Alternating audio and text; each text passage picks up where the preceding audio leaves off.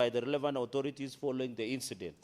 Number 3, Mr. Speaker, the circumstances under which police officers are authorized to discharge firearms in civilian settings, including accountability frameworks, in a place to prevent the misuse of firearms, intimidation of civilians, and violations of the human rights. Number 3, Mr. Speaker, whether the Independent Policing Oversight Authority, IPOA, has taken up the matter, the scope and the progress of the investigation.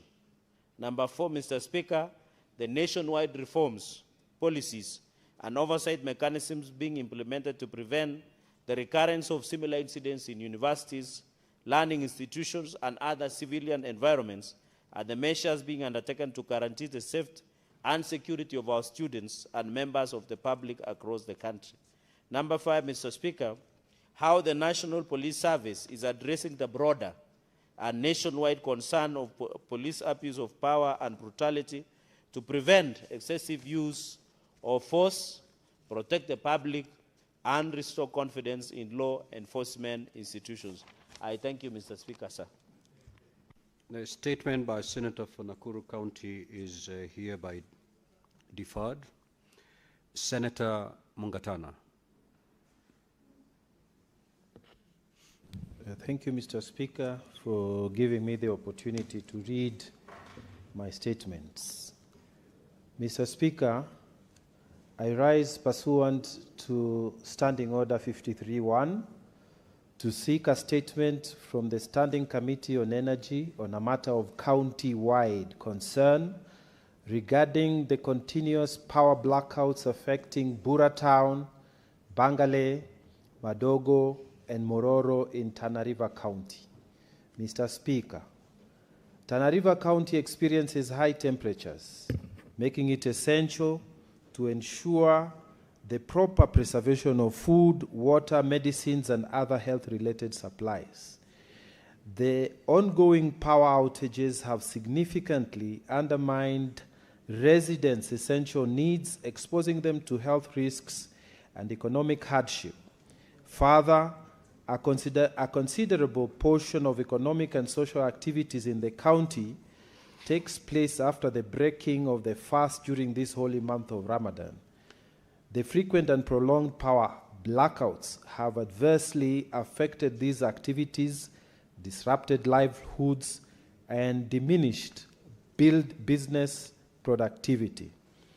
In the statement, the committee should address the following. 1, whether the reliance on a single feeder power line is contributing to the persistent power outages in the affected areas, and if so, what plans there are in place to expand or establish additional distribution lines, including the timelines for implementation. 2, whether flooding and other natural disasters have damaged or continue to affect power infrastructure, particularly cables in the region, and if so, when comprehensive repairs or replacements will be undertaken to ensure a stable electricity supply.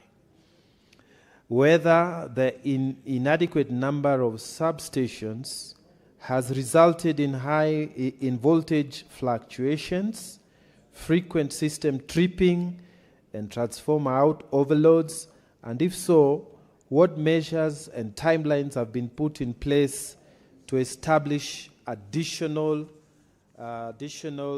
substations. 4, what new electrification projects are currently being implemented in the affected areas, and whether these projects include the distribution lines to improve power reliability and access. 5, why the last mile electricity connectivity project excluded villages 1, 2, and 3 within the Bura irrigation scheme, and the steps the State Department for Energy is taking to ensure that these villages are connected to the national grid in the same manner as other neighboring villages. Senator Mungatana, Tana River County. Mr. Speaker, allow me to read the second one. Mr. Speaker, I rise pursuant to Standing Order 53-1 to seek a statement from the Standing Committee on Roads, Transportation and Housing on a matter of county-wide concern regarding the socio-economic and environmental impact of the project for the construction of the new Tana River Bridge and access roads along the Ukasi-Garissa-Modika Road. Mr. Speaker, the project for the construction of the new Tana River Bridge and its access roads along the Ukasi-Garissa-Modika Road was launched in February 2025.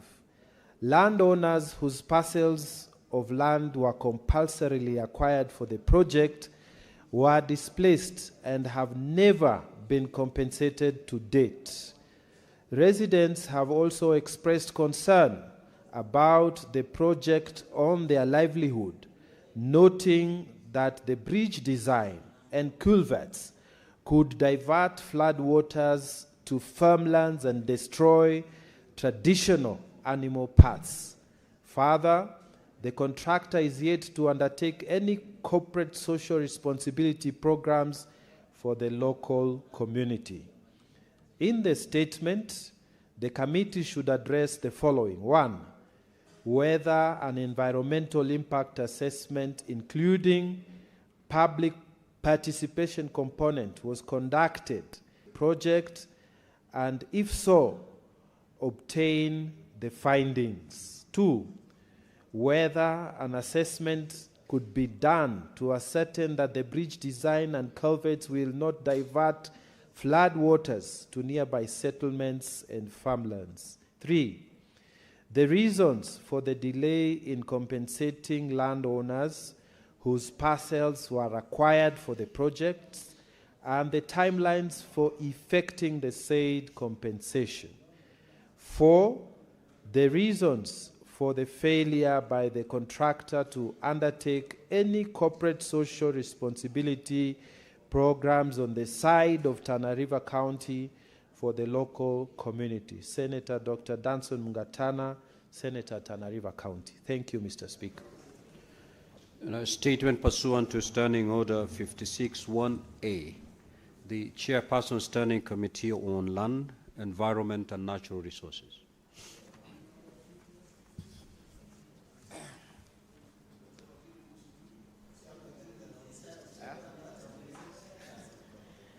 Thank you, Mr. Speaker. So, Mr. Speaker, I rise pursuant to Standing Order 56-1A of the Senate Standing Orders to make a statement on a matter within the mandate of the Standing Committee on Lands, Environment and Natural Resources on the flash floods that have struck Nairobi and other counties on Friday, the 6th of March and Saturday, the 14th of March, 2026, and the systemic environmental governance failures that continue to amplify such disasters. Mr. Speaker, sir, the flash floods of the 6th of March 2026 claimed a total of 42 lives nationally, with 26 fatalities recorded in Nairobi alone, displaced upwards 50,000 residents across multiple counties, and resulted in the destruction of property, livestock, agricultural land, and critical public infrastructure. This committee extends its deepest condolences to all the bereaved families and to those whose livelihoods have been devastated. The committee notes that the events were a predictable consequence of decades of accumulated failures in environmental governance, land use, regulation, and poor urban planning, matters that this House can scrutinize and give proposals. This committee is of the firm view that Kenya has reached an inflection point. The country has experienced catastrophic flooding in 2023, 2024, 2025, and again in 2026. The state has spent an estimated Kenya shillings 35 billion on flood control, water storage, and mitigation interventions over the past 4 years. And yet, with such successive rainy season, the death toll, the displacement figures, and the economic damage escalate. This pattern of recurrent disaster... Senator Fernandi, be orderly. This pattern of recurrent disaster, reactive expenditure, and the absence of structural reform is no longer acceptable. The committee intends to provide the oversight, analysis, and legislative direction necessary to break this cycle. Mr. Speaker, sir, the constitutional framework is unambiguous in its obligations. Article 42 guarantees every citizen the right to clean and healthy environment. Article 69 imposes a duty on the state to ensure sustainable exploitation, utilization and management and conservation of the environment and natural resources, and to take measures to address adverse effects of climate change.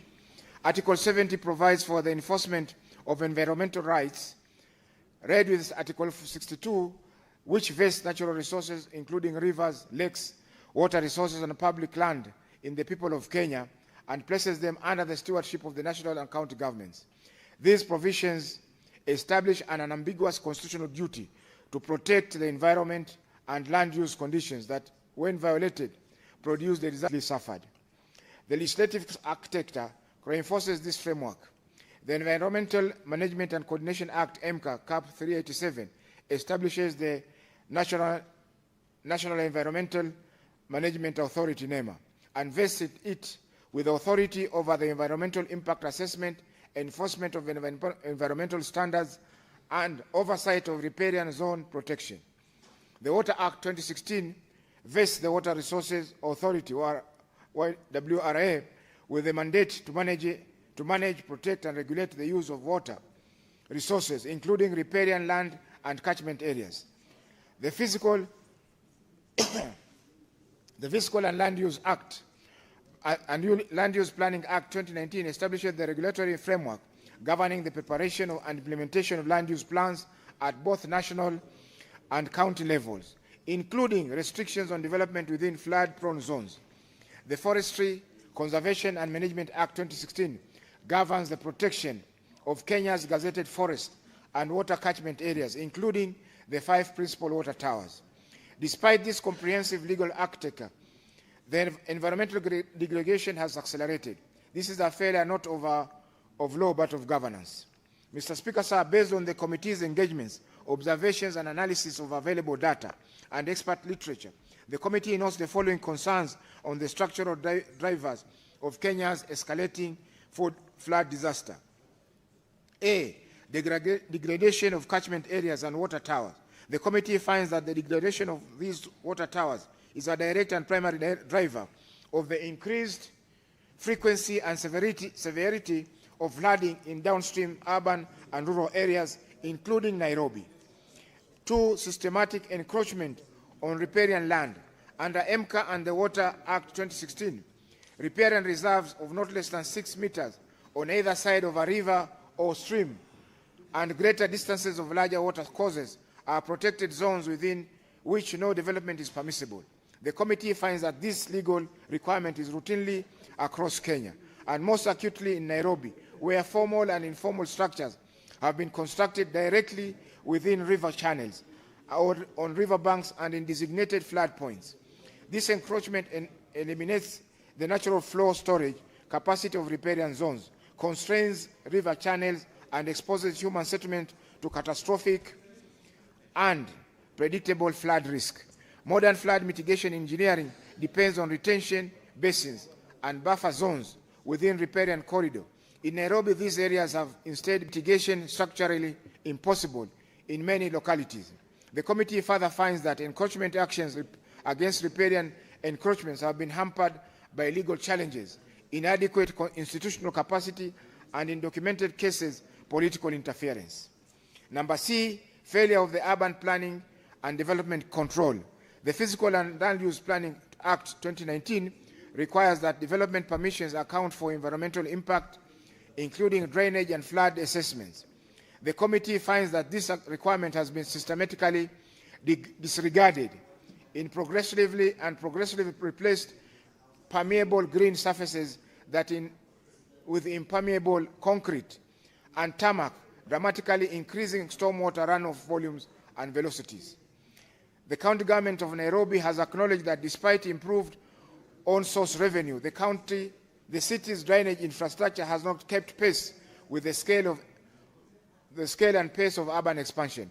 The committee finds that the National Construction Authority, NCA, and county governments have failed to enforce building and planning regulations that prevent the proliferation of developments in flood-prone areas, and that corruption in the planning approval process continues to enable inappropriate and illegal construction.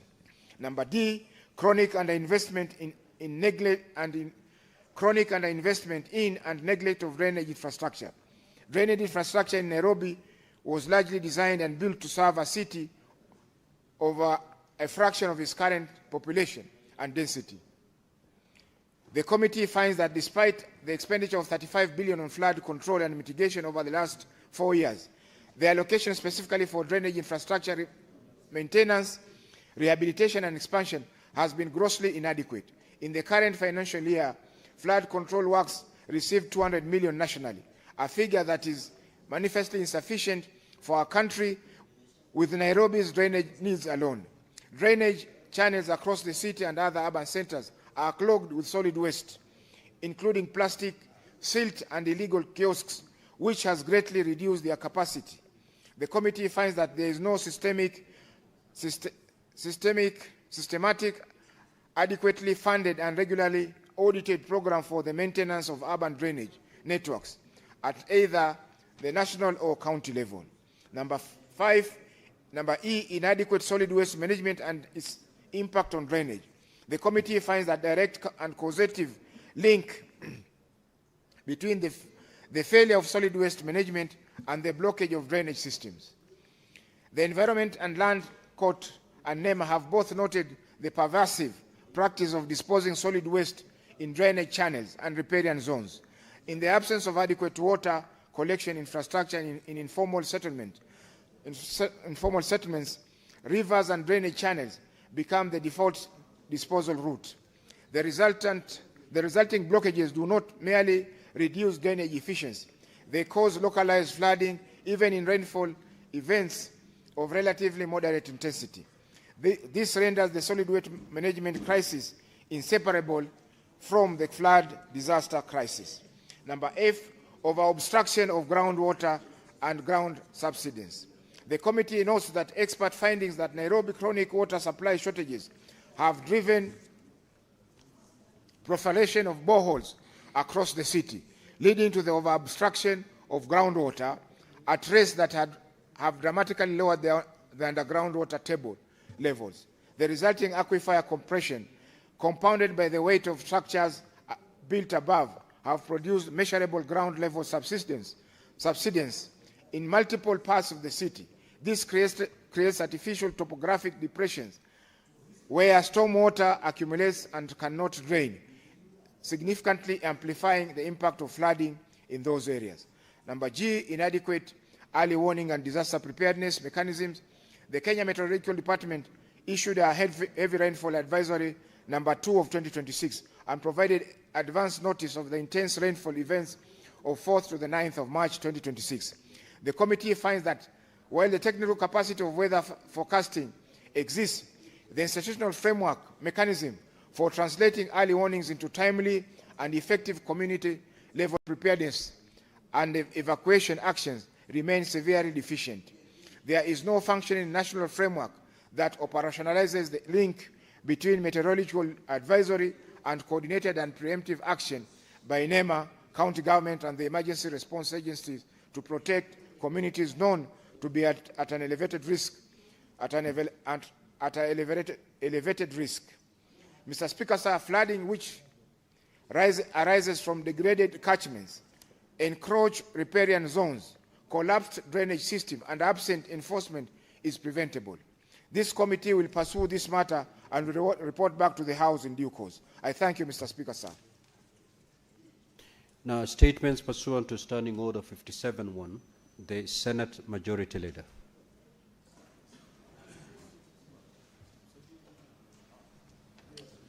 Mr. Speaker, sir, I rise pursuant to Standing Order number 57-1 to make a statement regarding the oversight mechanisms by the Senate under Article 96 of the Constitution. Mr. Speaker, sir, through its committees, the Senate, through its committees, exercises its oversight mandate over county governments in accordance with the Constitution, the Public Finance Management Act, the Public Audit Act, the Public Procurement and Asset Disposal Act, the County Governments Act, and the Senate Standing Orders. Article 96(3) in particular provides that the Senate shall exercise oversight over the nationally raised revenue allocated to county governments, including ensuring accountability in the management of public resources. Further, Article 125(1) grants Parliament and its committees powers to summon any person to appear before it for the purpose of giving evidence or providing information. Further, Article 125(2) provides that such committees have the same powers as the High Court to enforce the attendance of witnesses, examine them under oath, compel the production of documents, and issue commissions or request to examine witnesses abroad.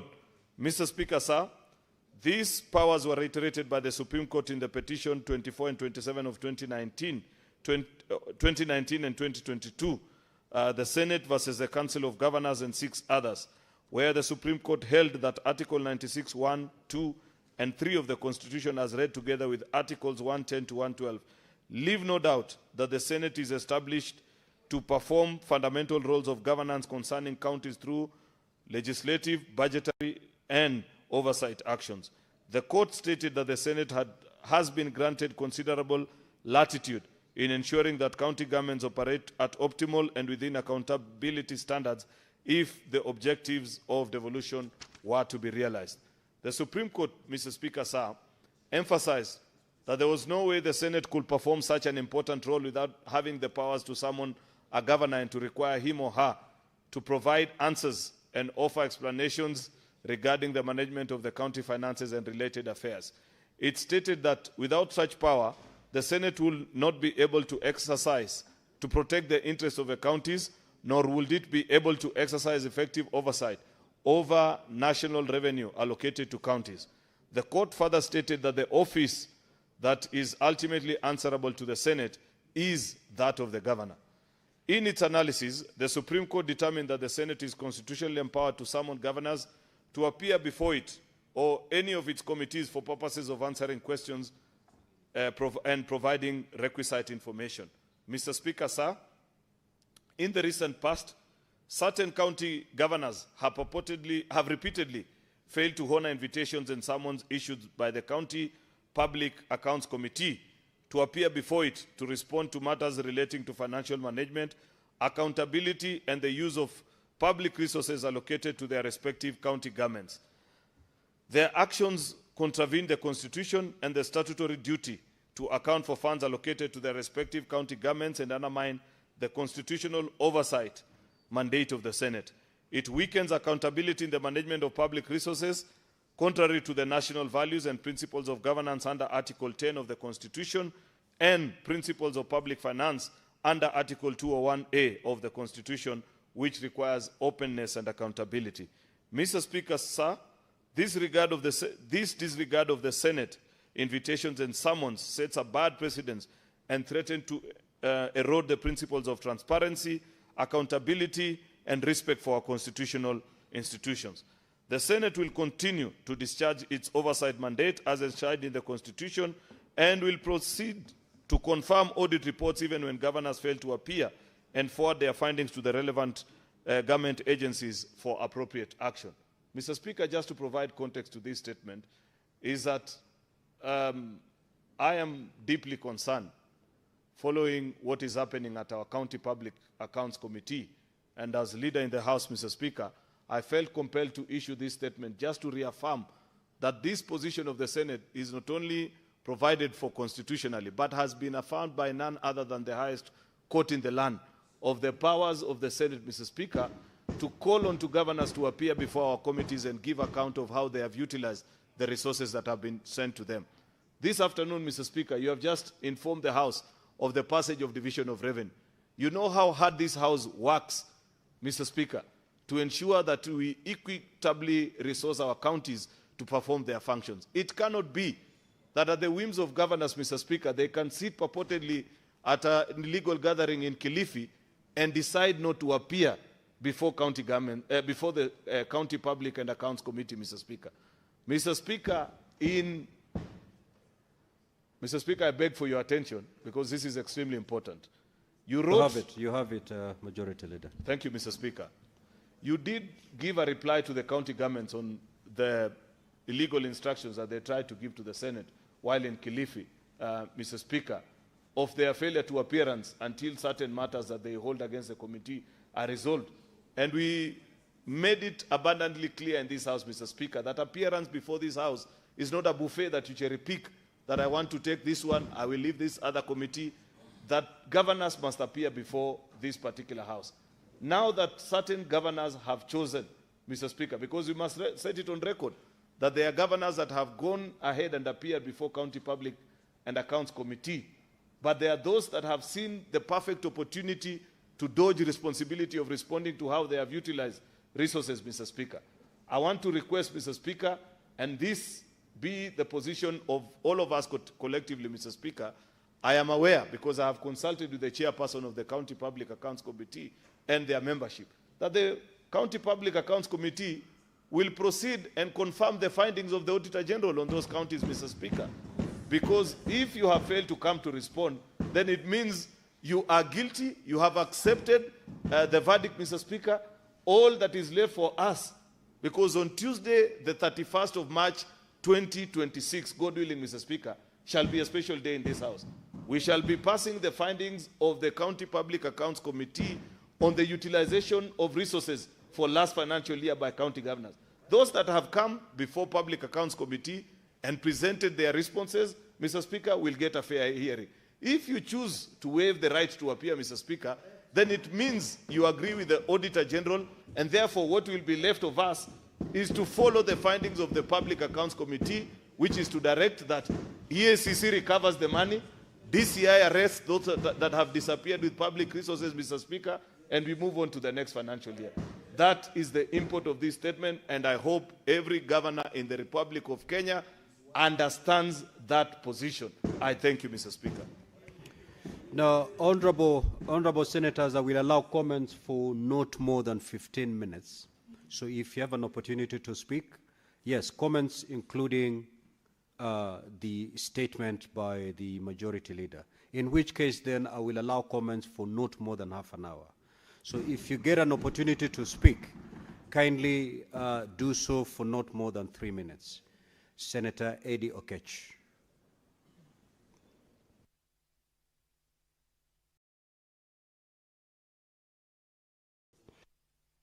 Chair, I just wanted to follow up very quickly on the majority leader that the moment we accept... Senator Eddie, just take a seat. I'll allow you to make your comments. We have guests that have been seated for quite some time. Let me acknowledge their presence, and then we can proceed with the comments. Honorable Senators, would like to acknowledge the presence in the Speaker's Gallery this afternoon, a visiting delegation from the County Assembly of Samburu, comprising members of the House Business Committee and the Speaker's panel and its secretariat. The delegation is undertaking a training program at the Center for Parliamentary Studies and Training. I request each member of the delegation to stand when called out so that you may be acknowledged in the Senate tradition. The Honorable Stephen Lenamale, the Speaker of the County Assembly. The Honorable Lelenkeju Jackson Layan, Deputy Speaker. The Honorable Leleruk James Koeleken, Minority Leader. The Honorable Lorunyei Lawrence Sebastian, Minority Whip. The Honorable Lemosa Maura Lekuram, a member of the panel. The Honorable Eunice Sarah Lekrenyei. The Honorable Lebesina Calvin Lebalentan. The Honorable Jane Nakinyi. The Honorable Fred Lenapere. The Simon Lekupe. Timothy Leshomo. And Agnes Lerat. Now, honorable senators, on behalf of the Senate and on my own behalf, I extend a warm welcome to the delegation and wish them a fruitful visit.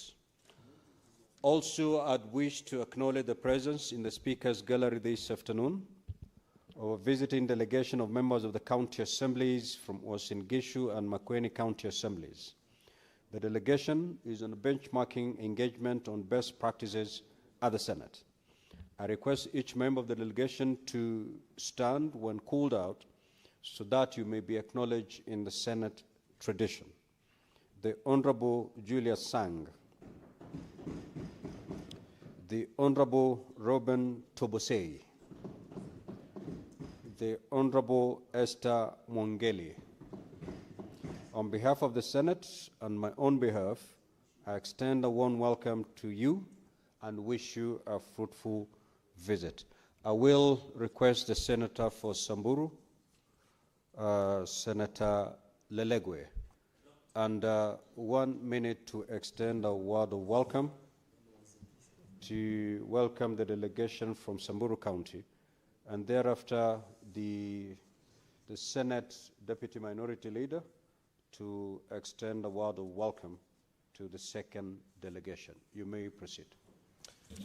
Mr. Speaker, sir, let me join you to welcome on behalf of the Senate the members of the County Assembly of Samburu, members of the House Business Committee, and the Speaker's panel to the Senate. Mr. Speaker, sir, I know there is a lot to learn here from the Senate by the County Assembly members and their staff. And Mr. Speaker, sir, some of the members who are here today have served in the last 3 assemblies. They have served since devolution. And I know they have a lot. Honorable Urunye, Honorable Mosa served in the County Assembly for the last 3 assemblies. And I know they have a wealth of experience. And my hope is that they learn, what they learn here is they take back to serve the people of Samburu better. I'm sure today they have seen the majority leader tabling a statement under Standing Order 57-1, which touches on the reports of this House and the responsibility of governors to appear before the Senate to come and account for the resources that they are allocated by this House. To note that, Mr. Speaker, sir, the governor of Samburu has never appeared, and he doesn't want to appear before the PAC committee to account for these resources. And in the last 2 sittings with the PAC committee, they have received very bad opinions, very bad opinions. There was a disclaimer, there was an adverse opinion, and there was also a qualified opinion out of 4 reports that he appeared before, he appeared to give feedback at the PAC committee. So I request that these members and their staff learn what brought them here and take back their report, or take back the experience of the Senate to go and serve the people and do well in their committees, because I'm sure that they were requested. Also, it is upon them to table the auditor's report before the 31st of March this year. And I am not sure whether the committee or the PAC committee of the County Assembly have tabled their reports in the County Assembly. I thank you, Mr. Speaker, sir, and I welcome the members of staff of the County Assembly of Samburu and the members of the County Assembly. Thank you. Senator Wambua. I thank you, Mr. Speaker. Mr. Speaker, I am grateful for this opportunity.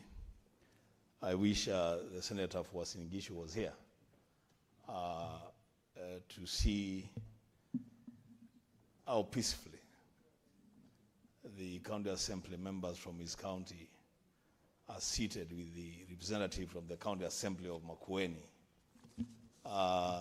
That is how things used to happen before Senator Cheruiyot became the majority leader. and I joined the minority leadership. But I'm hoping that going forward, the relationships will normalize. Mr. Speaker, I want to join you again and my colleagues in welcoming the delegation, and just make a point, Mr. Speaker. The chair of the County Public Accounts Committee is in the House, and a report has been, a statement has been tabled by the majority leader on appearances of governors before the County Public Accounts Committee. Makueni County, Mr. Speaker, is the only county in the year 2024-2025 Senator Enoch, you'll have an opportunity to say all that. Mr. Speaker, I just wanted to say that for the benefit of the representative from the Assembly, because their county government has done extremely well. And even the Assembly appeared last week, and they did extremely well. What I don't know, Mr. Speaker, is whether I can say the same thing for the governor of Uasin Gishu. But because you have assured me that I'll have an opportunity to say those things, Mr. Speaker, I will apply myself fully to that invitation, and I'll do it, Mr. Speaker. With those remarks, I say welcome. Senator Hezana. Thank you, Mr. Speaker. I had just wanted to raise a point of information, but I didn't want to shout because my governor has not refused to appear before the committees. Indeed, the last time he appeared before the PIC committee, I was there, and Mr. Speaker, he had mentioned that there is a need to have different... Senator Hezana, order, honorable senators, order, honorable senators, order, honorable senators. Senator Hezana, you belong to the Samburu delegation, and that's why I give you 1 minute to extend a word of welcome. That's it.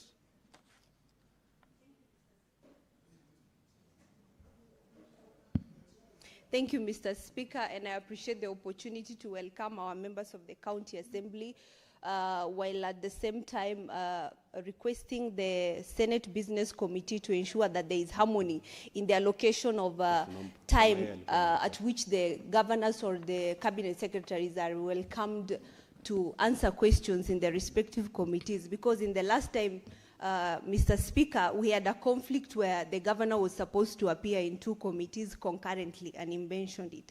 Otherwise, I welcome my county assembly, and I hope you learn a lot from this house, and I know one day that you'll have the privilege to serve here and understand how the business of the day is carried. Thank you, Mr. Speaker. Now, honorable senators, before I allow comments on the statements that have been sought, allow me to pass this communication.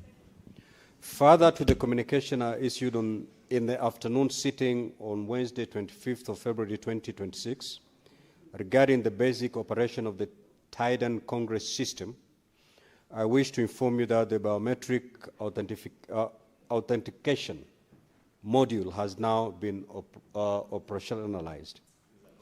We will therefore discontinue the use of key cards and transition to the biometric.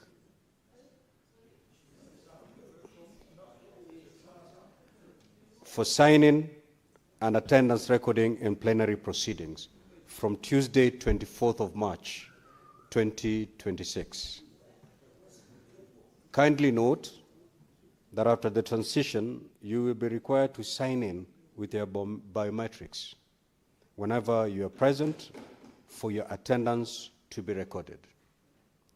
For the avoidance of doubt, any senator that will attend a sitting and not sign in to the system will be marked absent. And therefore, honorable senators, an IT desk has been set up right outside the chamber to facilitate the registration of your biometrics ahead of the transition. Kindly ensure you pass by the IT desk and have your biometrics registered before the sitting on Tuesday, 24th of March, 2026. 2026. Thank you. Senator Eddy, you may now proceed with your comments.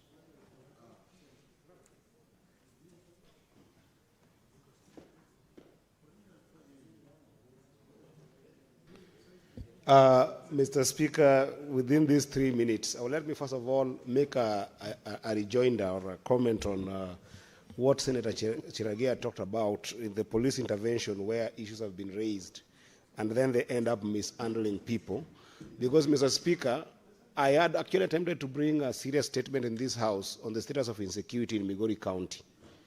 And before even my statement could be accepted, Mr. Speaker, as valid, last weekend we had a confrontation between the police and the population where 3 lives were lost at gunshots.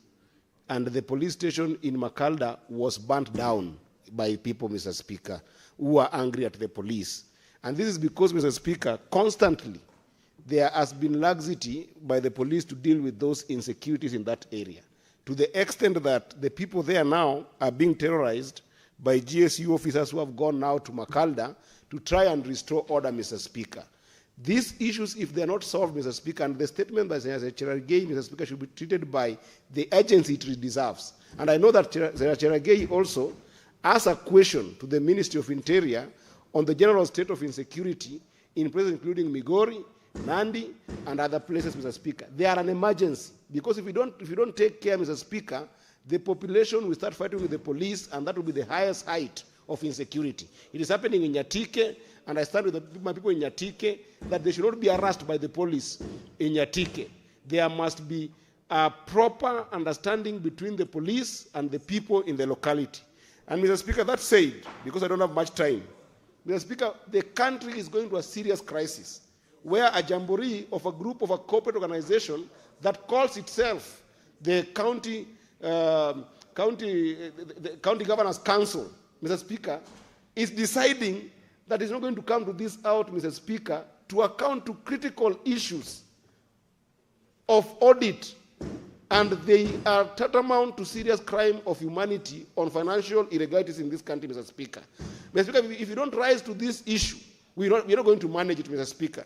In Migori County, Mr. Speaker, I have taken time and checked on the auditor's report, Mr. Speaker, for 2024, 2025, Mr. Speaker. You will find critical irregularities, Mr. Speaker, starting with, 58 million that has been transferred from County Revenue Fund without any trace. We have got 72 million, Mr. Speaker, that is supported, transferred from the same county coffers, Mr. Speaker, for ECDs that were not built.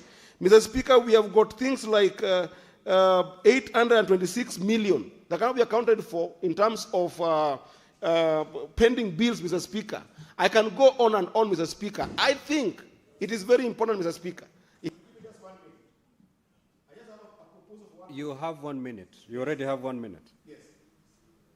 Mr. Speaker, I just want to request, why can't the chair pack just do a basic consideration of these reports? Because you have given these governors a chance to be heard. Then bring this report for us here in the House, Mr. Speaker. Bring them here in the House so that we tell the country what is happening in this audit report, Mr. Speaker. Because if we don't intervene, Mr. Speaker, these governors are developing a route of looking us in the eye and telling us that corruption is acceptable so long as they can be able to buy their ways out there and other senators, Mr. Speaker. Let's come and deal with them in this House, Mr. Speaker, because committees meet as a subsect of the entire House. Bring them in this House, bring those reports here so that we discuss them as a House for each and every government who does not appear in the House. I thank you, Mr. Speaker. Senator Chute.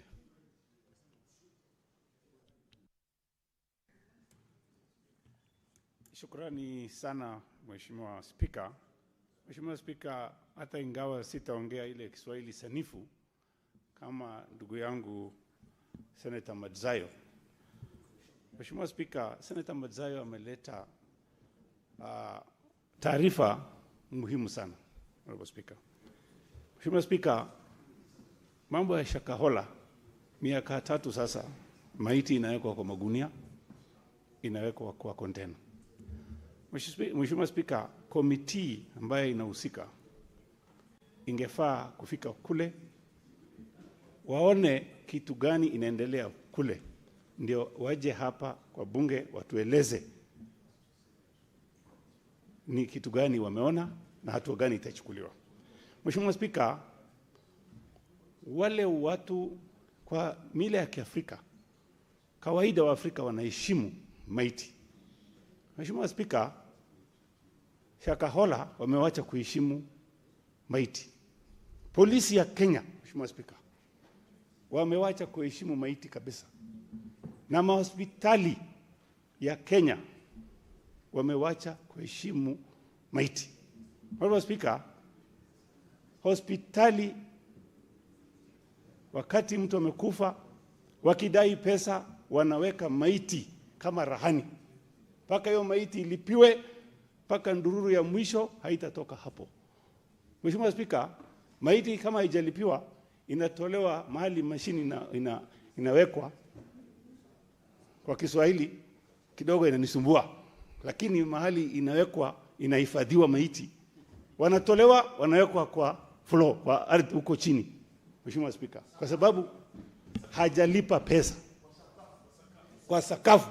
Mheshimiwa Spika, asante sana. Mheshimiwa Spika, polisi wanaua mtu ako hai, anatolewa uhai yake, badala ya kupeleka mochari wanaweka ndani ya visiwa huko mahali inatupwa ndani ya matakataka. Mheshimiwa Spika, Mheshimiwa Spika, kuna juzi kijana kutoka Moyale aliuawa. Mtu ako hai, kijana mdogo ako na watoto. Badala ya polisi wameua, wachukue maiti wahifadhi vizuri. Mheshimiwa Spika, wametupa ndani ya msituni na amechomwa, amewekwa vibaya sana. Honorable Speaker, komiti ambayo inahusika na hiyo, naomba hawa wasiende Shakahola peke yake, waangalie mambo ya polisi pia. Unakumbuka Mheshimiwa Spika, vijana wetu wengi wametupwa ndani ya bahari, ndani ya maji, Malaga. Wafanye chunguzi hata hiyo, Mheshimiwa Spika. Kwa hayo machache nasema Senator for Nairobi County, City County, Senator Edwin Chifun. Mr. Speaker, I just wanted to say something on the statement sought by the Senator for Nandi. Speaker, it is quite disturbing that weeks after the incident that we all saw at the University of Nairobi, the Kikuyu campus, that officer who was involved in that particular incident has not even been identified by the police service. No arrest has been announced or even any charges being preferred against him. There has actually been even no briefing by the National Police Service. And all this noise that we've made as a people, that what happened was unacceptable, has just been met with silence. At least, Honorable Speaker, in the case of Nandi Hills, which my brother is very much aware of the kids who were playing pool that were attacked by police, we were told that there was some administrative action, although again later they came and said, oh, those officers had not been transferred, had been widely circulated. But Honorable Speaker, even in the case of Nandi Hills, there have been no charges up to today for the officers who were seen openly violating the peace of these young people. So, Honorable Speaker, you know, there are very few officers in the police force that give the entire force a very bad name. I don't think there is anyone who believes that anyone who has gone through police training can actually fire into a house that he knows there are people inside, and he himself cannot even see where that bullet is going. That officer, Honorable Speaker, we must continue to insist that he be brought to book. Secondly, Honorable Speaker, I want to thank the Majority Leader and the leadership of this House, including the Speaker, for the confidence that you have demonstrated or shown towards the County Public Accounts Committee in our quest to bring governors to account. I also want to make it clear, Honorable Speaker, that not all county governors are refusing to appear before the committee. There are just a few notorious ones. And in fact, Honorable Speaker, I will be challenging my chair to give the top 5 most notorious county governors. They are the ones inciting the other people.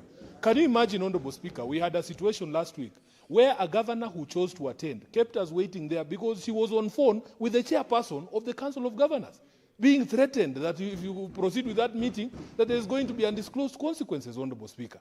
And it is the most shameful thing, something that I am very ashamed of, that the chair of the Council of Governors is elected on ODM, for which I am the Secretary General. I'm extremely embarrassed, Honorable Speaker, because ODM is known for being the party that supports devolution and transparency in use of public resources. How can somebody who calls himself a member of ODM champion such impunity? Speaker, just the way they gave the country 4 names of the notorious governors, we are going to go and do a top 5 and chair. Usitishwe na mutu. Mr. Speaker, I want the chair to bring that motion that we had agreed should be brought here so that we stop funds going to some of these people's counties so that they can appear. In fact, yesterday, Honorable Speaker, my own county governor here, Governor Sakaja, was one of those who was scheduled to appear before the committee. And Senator Sifuna, conclude in a minute. he failed to appear, Honorable Speaker, and the most unfortunate part is that when I came from Meru on Sunday evening, I found businessmen who do their trade on Road A in industrial area. They were waiting for me in my house, Honorable Speaker, because their premises are flooded. I had assured them that they did not worry. The governor would be before the committee the next day. I would ask those questions on their behalf. He didn't show up, so I didn't get to ask them. At this rate, Honorable Speaker, I wish there was a way for the committee to be told where these governors live. We want to go to their homes. The way those businessmen are coming to our homes, Honorable Speaker, we have to take our committee sittings into these governors' houses because now it is becoming too much. And I want to confirm that the governor of Samburu is one of those. In fact, there is an arrest warrant pending.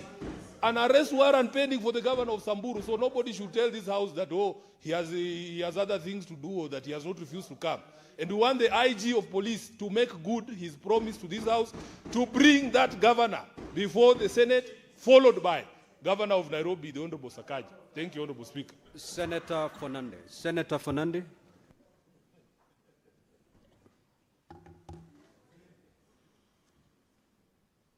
Thank you, Mr. Speaker. I think the Senator Sifuna has spoken very well today for most of us, and we are proud. If he goes through this trajectory, things are looking very good. Mr. Speaker, mine is on your county. It is very unfortunate that 3.5 years, there are 286 bodies that are lying in Malindi Sub-County Hospital, yet to be released to the families for decent burial. Yet DNA test has been taken. What is happening? Is somebody using it for sorcery or bewitching? Because why don't we release these bodies to the families? Mr. Speaker, when you are in Malindi Sub-County Hospital, which you are familiar with because you come from that area and minority leader, the smell is so strong that the people who are sick smell death. Mr. Speaker, it is even psychologically unfortunate to the patients who are recovering in Malindi Sub-County Hospital. Mr. Speaker, I want to challenge the Ministry of Interior and the concerned ministry. Now that they have DNA samples, they have everything, Mr. Speaker, can you, even in your honor as the Speaker of this House, which you come from that area and the Senate Minority Leader, can the families, their bodies be released? Because even the case of the allegations facing the infamous Pastor Magensi is almost coming to a conclusion, Mr. Speaker, because it's a public knowledge, Mr. Speaker. Is it in order that now the government releases the 286 bodies that they have detained for 3.5 years? Remember, Mr. Speaker, these bodies were excavated or removed from the shallow graves. They are smelling, Mr. Speaker. Is it in order? Mr. Speaker, can you direct the minister, the Committee of National Security, to ensure that the bodies are released, Mr. Speaker? You have so much powers, Mr. Speaker. Mr. Speaker, this is your county. Mr. Speaker, it cannot be that, Mr. Speaker, I beg of you, that stand with these families and will stand with you because you lead this house as number 3. I know somebody has claimed that they are number 3 in government, but I want to confirm you are number 3, Mr. Speaker. Let others are jokers, Mr. Speaker. Mr. Speaker, the final question I want is the issue of mining. This company called Shanichi Jiali Mining is a Chinese company that is taking advantage of your people, and it's next to your constituency, Magarini, Mr. Speaker. Magarini. Sorry, Mr. Speaker. They have bypassed all the laws that exist. They don't follow NEMA. Who are these people? You cannot go and do this nonsense. Sorry, Mr. Speaker, for using that word in China. You saw what happened in Kolomani. What is happening in Karebe, Tindre sub-county, is what will happen to your people. Mr. Speaker, if this thing is not stopped now, NEMA must tell us what they have eaten, that the laws, Mr. Speaker, even men from your area can no longer sire. They can no longer execute their things in the evening because the environment is not conducive. And you know, Mr. Speaker, before you give birth, you need a peaceful environment. You've used your time, and you've used it very well, so have a seat. is already concluded.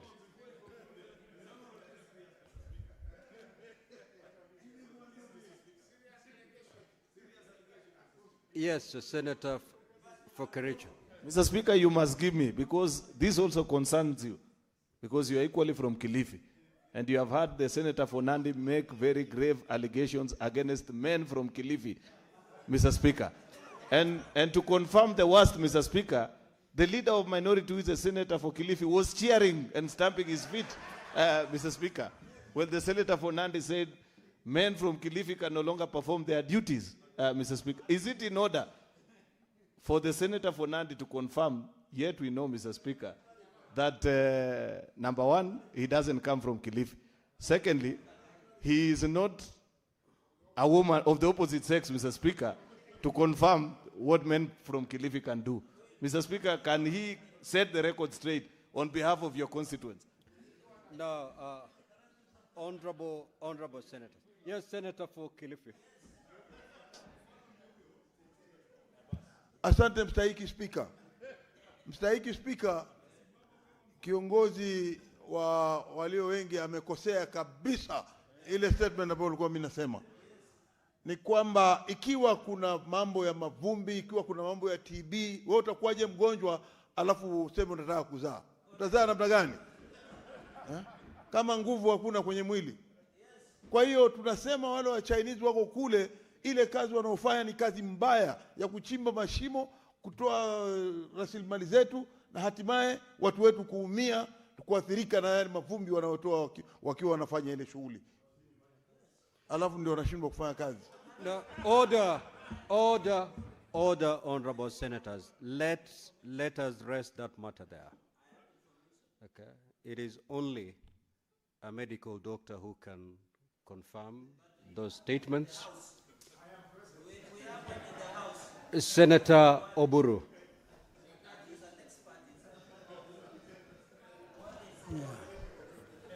Yeah, Mr.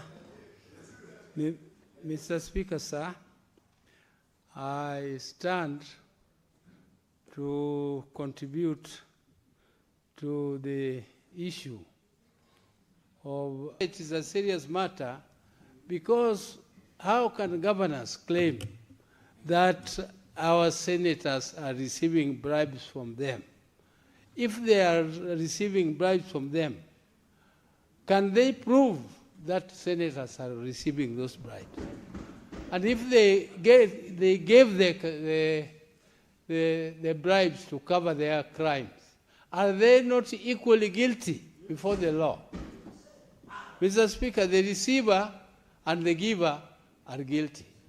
So how can they claim innocence and then now use that claim, which is unsubstantiated, to fail to appear before the committees of Parliament? Mr. Speaker, I condemn this, and I think our fellow governors, if they don't want to come, Parliament has a way of forcing them to come. We have laws which are force them to come, and Mr. Speaker, we must ensure that those governors who fail to appear before the Senate committee, particularly PAC, will go through the whole hog of the law to make sure that they appear before the House. And if it is the police to bring them, let the police be forced to bring them. The police must bring them, because that is the law. There is no way the police are going to exonerate themselves. They are going to sit back and watch and wait for Parliament to keep on demanding. Mr. Speaker, it is a waste of public resources for PAC to invite and then sit and get allowances for the sitting, and the governors are sitting close there. Mr. Speaker, we also have other ways. We can also refuse to pass their budget. Particularly those particular governors who refuse to appear before the committee. Mr. Speaker, I know that the Senate is not completely... One more minute, Senator Buru, to conclude. 1 minute so that you conclude. Mr. Speaker, sir, I know that the Senate is not completely helpless in this matter, and therefore the law must be followed to the letter. And I hope that sense will come to some of these governors who feel that they are next to God. We are all human, and they must obey the law as it is. And if they feel that there is any injustice, they also have a recourse. They can go and seek it elsewhere, but not to refuse to come to the Senate. Thank you, Mr. Speaker. Senator Abbas. Senator Abbas. Thank you, Honorable Speaker. I also want to contribute to Mugutana's statement. Honorable Speaker, actually it's very unfortunate that every part of this country is complaining about blackouts. My own county, I think for the last 3 months, have been experiencing a serious blackouts. Despite being in the month of Ramadan, where people require the utility of electricity, it's very unfortunate that the Vijay County is still having the same problems. Even after this excellent president went there and promised that the blackout will be ending very soon. But up to now, for the last 1 month, it has not ended. Two, Honorable Speaker, for the statement made by the majority leader, it's actually very, very unfortunate that my governor, who is the chairman of the COG, is also an FCBA holder. But instead of leading people from front, he's going backwards, and then that he's not going to appear. It is not that the senators want them to appear. It is the Constitution. We don't need them to appear. They are not coming for us. It's actually the Constitution that requires them to appear. They should appear. And therefore, there's no reason of saying somebody has done this has been done, these guys have been done. No. If you want to look for excuse, it's actually then we think this is the right time. The Senate must have a teeth to bite, that we can be able to take action against them. Not only under police escort. I think we need also to shield them financially. Fiscal management is a very important thing in this country. Every day you open the papers, you see, even today you have seen the MPs, the CDF have questions asked. There are about 2.1 billion which are appearing on the papers now today. And this is actually a constitutional requirement. It is not the Senate, it is not the House of the Parliament that is asking. It's actually the Constitution that is asking, and therefore that must be obeyed. And therefore I'll tell my governor to lead his flock to the right position and to the right places so that we can afford this kind of confrontation. Thank you so much, Madam Speaker. Senator Osoti.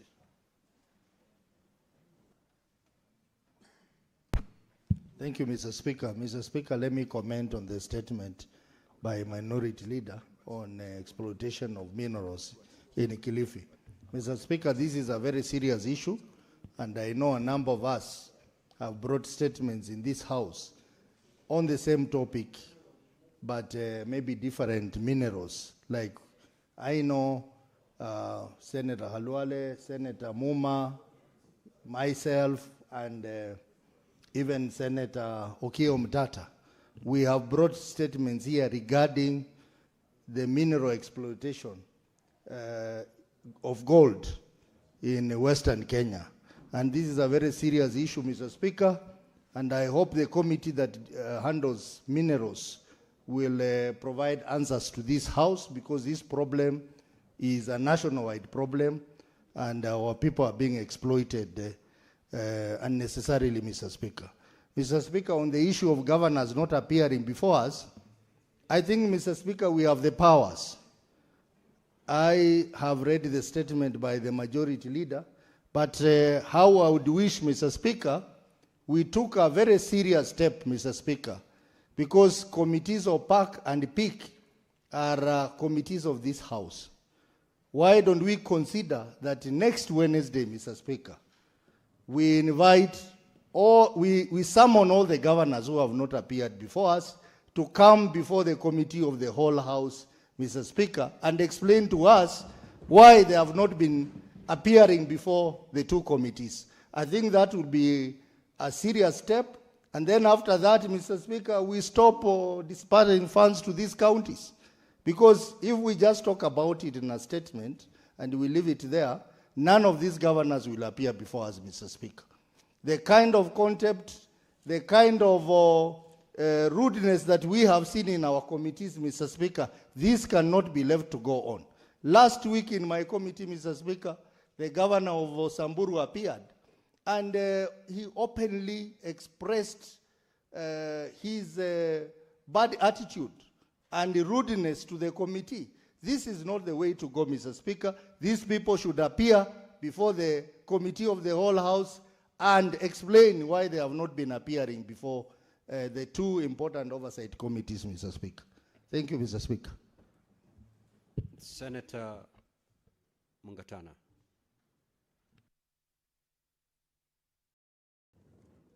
Thank you, Mr. Speaker. Mr. Speaker, I wanted to comment on the statement by the majority leader. Mr. Speaker, the governor of Tana River County should join that list of those notorious governors who have failed to respond and attend to the Public Accounts Committee of the Senate. And there is a reason, Mr. Speaker. In the year ending June 2025, there are 199 transactions amounting to 573 million that were raised, but there was no corresponding purchase explanations and then there was difficulty in matching or recording invoices against the LPOs in the IFMIS. Mr. Speaker, that's almost 600 million that was utilized, and it cannot be properly accounted for. Mr. Speaker, aside from that, there were payments that were made outside the IFMIS, Mr. Speaker. The internet banking system of Tana River in that year says that 1,132,329 shillings were payments made outside the IFMIS system. Mr. Speaker, there is a reason why this governor is dodging coming to account for a county that is receiving only at about 9 billion shillings. If you are making payments of more than 1 billion shillings without using the IFMIS system, Mr. Speaker, something is really wrong with this governor. My proposal, Mr. Speaker, is that we need to further strengthen the penalties against rogue governors.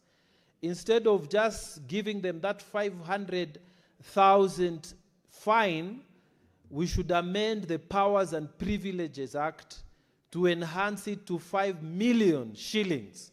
They pay personally from their funds, not the county government. Also, Mr. Speaker, we should have powers to order immediate arrest of rogue governors.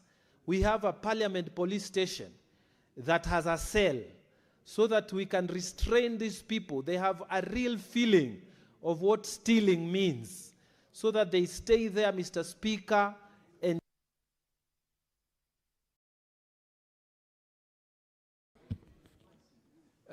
give Senator Mungatana 1 minute to just conclude on his sentiments. yes, Mr. Speaker, so that these governors who have been found to be rogue, they can stay in the parliament cells until they pay the fine of 5 million shillings.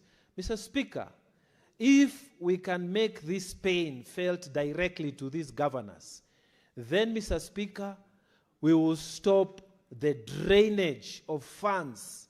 Mr. Speaker, this cannot go on. We cannot have governors who think this money belongs to them. We have never asked about how they use the salaries. We ask about how they are spending the county funds that belong to the people of Tana River. And shame on you, Mr. Governor, for the way you are misusing those funds. Shame on you for the lack of medicines in the hospital. Shame on you for the... Your time is up, Senator Mungatana. Senator Wambua Enoch.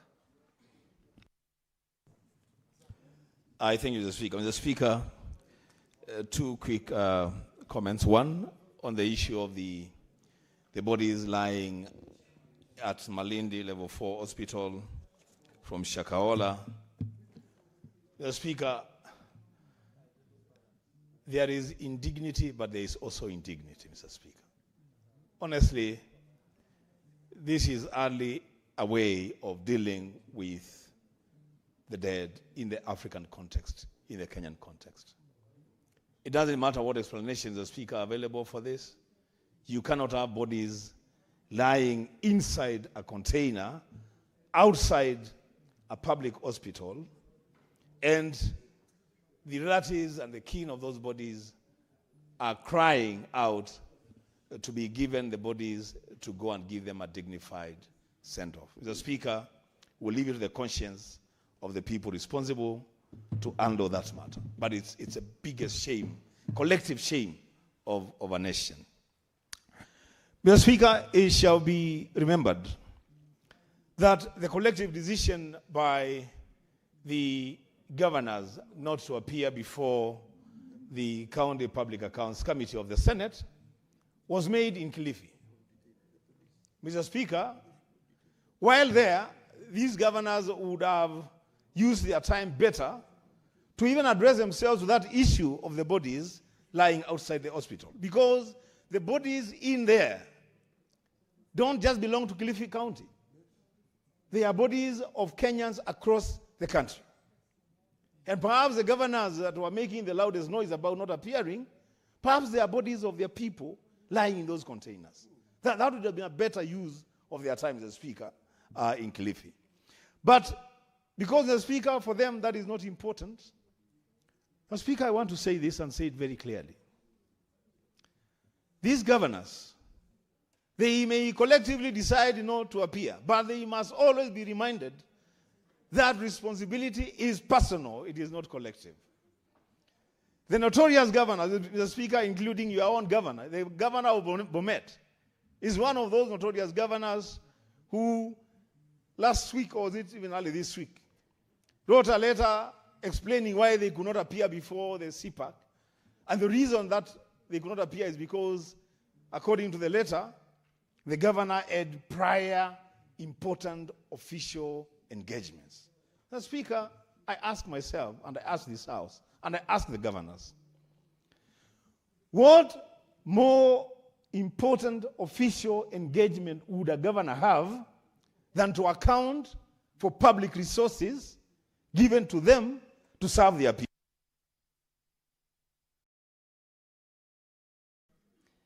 Give him 1 minute to conclude.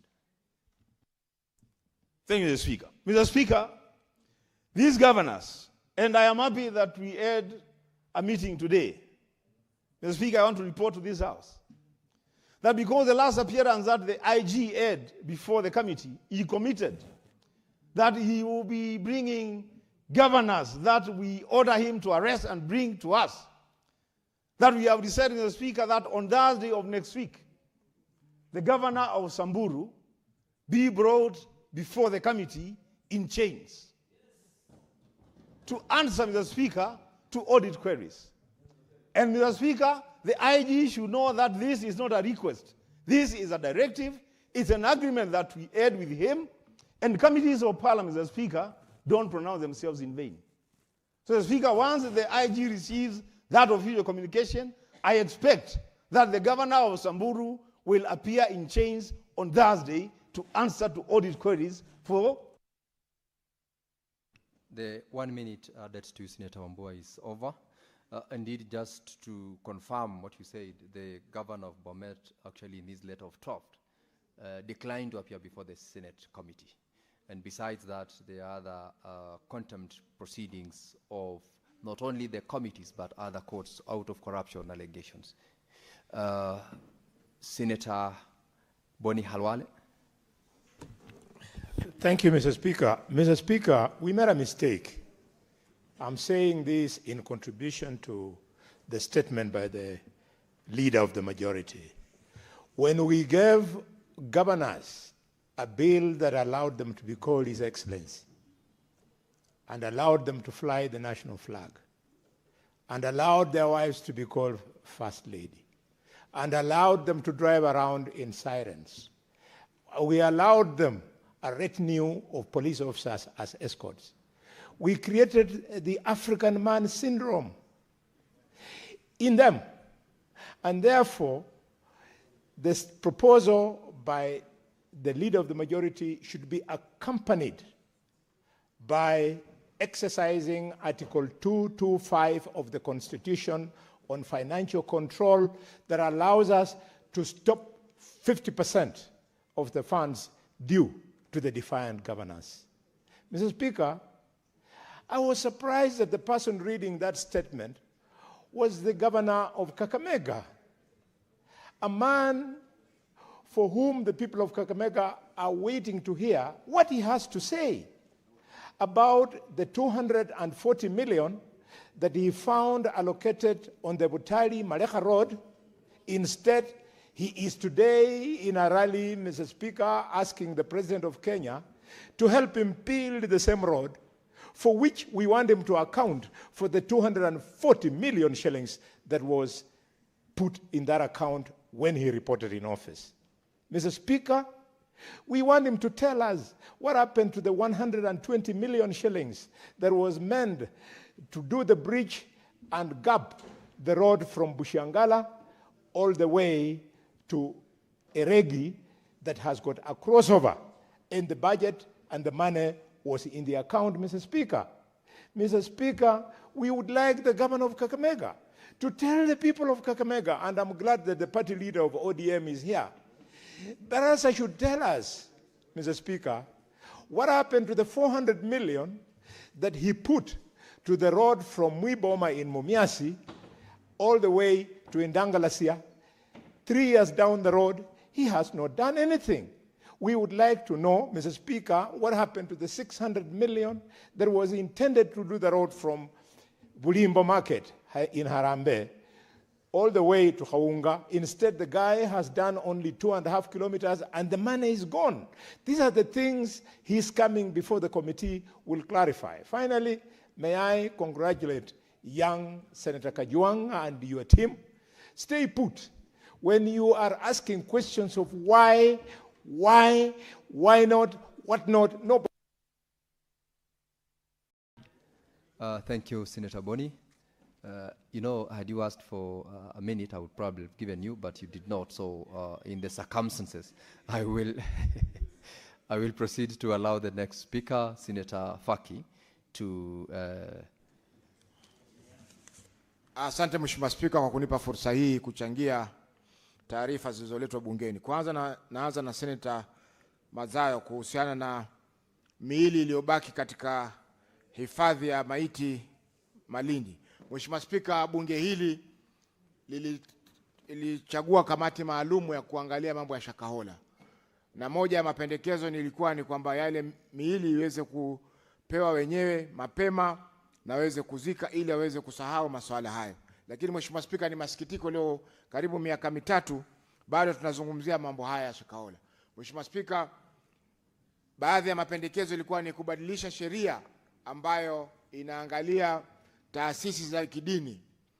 Na Mheshimiwa Senator Mungatana alikuwa na shauku kubwa ya kuweza kupitisha sheria hili, lakini nasikitika ni kwa sheria pia iliweza kuondolewa baada ya kuchapishwa, na hivyo basi katika masuala ya Shakahola hatukuweza kupata chochote ambacho tuweza kusema kwamba kiliweza kufanyika kwa sababu ya kamati hiyo na kwamba wananchi wataweza kufurahia. Mheshimiwa Spika, ina maana kwamba zile fedha ambazo bunge hili lilitoa kwa masuala ya Shakahola ni pesa ambazo zilikwenda bure, kwa sababu hata leo bado watu wanalalamika miili haijazikwa. Na Mheshimiwa Spika, zile mochari ambazo ziko pale, ile container ya mochari ambayo iko pale, hata si ya hospitali ya kuu ya Kilifi, ni ya watu binafsi, Kenya Red Cross, na labda wangeweza kuitumia mahali pengine vizuri zaidi kuliko kukaa pale na miili ikaendelea kuharibika kwa muda wote, Mheshimiwa Spika. Hususan hivi sasa ambapo umeme matatizo ya umeme katika kaunti zao, nikiwapo Mombasa pia. Kwa hiyo Mheshimiwa Spika, ipo haja ya swala hili kutatuliwa kwa haraka, kwa sababu tayari kuna harufu inaudhi watu wako pale, na ni kinyume na maadili ya kiafya katika sehemu ile. Mheshimiwa Spika, mwisho ni kuhusu magavana ambao hawawezi kuja kujibu maswali katika bunge hili. Mmoja wa magavana wao Mheshimiwa Spika ni gavana wa Mombasa, ambaye pia ametoa sababu nyingi kukosa kuja katika bunge hili kuweza kujibu maswali. Hivi nimeona barua tayari kwamba tarehe 23 anatakana hapa siku ya Jumatatu, na nina hakika Mheshimiwa Spika, hiyo tarehe 23 atakuwa na hafla nyingine ambayo itamwezesha asiweze kufika katika bunge hili kujibu maswali mazuri ambayo yameandaliwa na kamati ya uhasibu ili kuhakikisha kwamba fedha zetu zinatumika vizuri. Mheshimiwa Spika, ningeunga mkono pendekezo la Seneta Ososi kwamba badala ya kuita mawaziri Jumatano wiki ijayo, tuite wale magavana ambao ni sugu kukataa kuja, naweza. Senator Faki, I'll give you 30 seconds. Give Senator Faki 30 seconds to conclude. Yes. Kwa hiyo Mheshimiwa Spika, waitwe hapa Jumatano wiki ijayo ili waweze kujitetea ni kwa sababu gani wanakiuka katiba, kwa sababu kukiuka katiba ni moja ya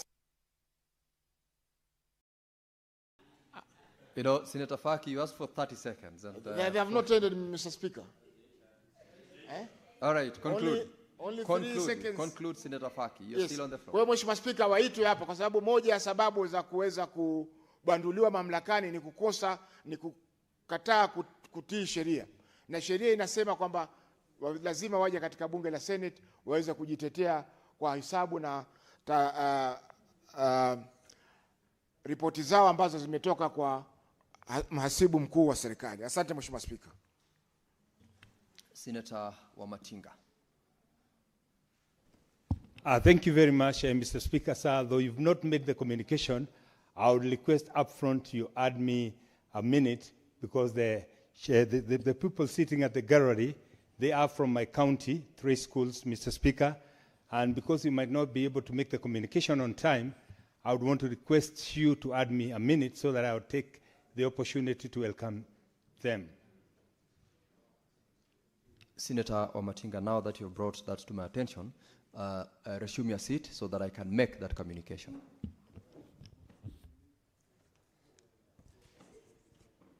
Honorable Senators, I have a communication on visiting teachers and students from schools in Nyeri County. I would like to acknowledge the presence in the public gallery this afternoon, visiting teachers and students from Ndiani Comprehensive School, Kiaruthi Comprehensive School, and St. Thomas Gatura Secondary School in Nyeri County. The delegation comprises 13 teachers and 89 students who are visiting the Senate for an academic exposition. Honorable Senators, on behalf of the Senate and on my own behalf, I extend a warm welcome to the delegation and wish them a fruitful learning. I thank you. Now, in your contribution, Senator Wamatinga, you may have also an opportunity to welcome them under the timeline that is available to you, being 3 minutes for the comments and 1 minute to welcome the delegation. Thank Give me the mic. Thank you very much, Mr. Speaker, sir. Indeed, that's very, very kind of you. Let me take this opportunity to welcome the learners from Nyeri County. Mr. Speaker, why we do go into the length of inviting learners to come to the Parliament is because we want to show them what we do here. But most important to Mr. Speaker, we want to inspire them so that after we are gone, Mr. Speaker, we'll have people who will leave this country too. Mr. Speaker, Nyeri was known being one of the best performers in Kenya academically. We note that the performance has declined over time, and it is the high time we as the leadership of Nyeri take up our responsibility and guide them to get back to where we were those days. Having said that, Mr. Speaker, let me also take this opportunity to speak about the exploitative mining that's going on around the country. Mr. Speaker, it is the responsibility of the leadership today to ensure that we do not only exploit the minerals that we've been bestowed with, but we also do it in a sustainable way so that we do not leave a country behind for the future generation that has been depleted of all the low materials, but most importantly, Mr. Speaker, that we also leave an opportunity for our children to find a country that is habitable. Mr. Speaker, this is why, and that's why, Mr. Speaker, I want to take this opportunity to praise the President, His Excellency, the President William Samuel Ruto, for his ability to see things different, to create a vertical fund, Mr. Speaker, that does not require us to dig into our budget so that we can have alternative development, infrastructure development. Mr. Speaker, had we done this, Mr. Speaker, creation of a sovereign fund, creation of an infrastructure development fund, Mr. Speaker, we would be having a country that's far, far ahead. And we know, Mr. Speaker, we have a journey to walk through Canaan to the Singapore, and that we cannot do, Mr. Speaker, unless we do things differently. Mr. Speaker, allow me also to add my voice to the statement that has been raised by the majority leader. Indeed, Mr. Speaker, the Senate, as is the governors, is a creation of a constitution, and it is imperative that we honor this constitution. It is imperative that governors, as we, the legislatures, also answer to the constitution. And therefore, it is important that we turn this House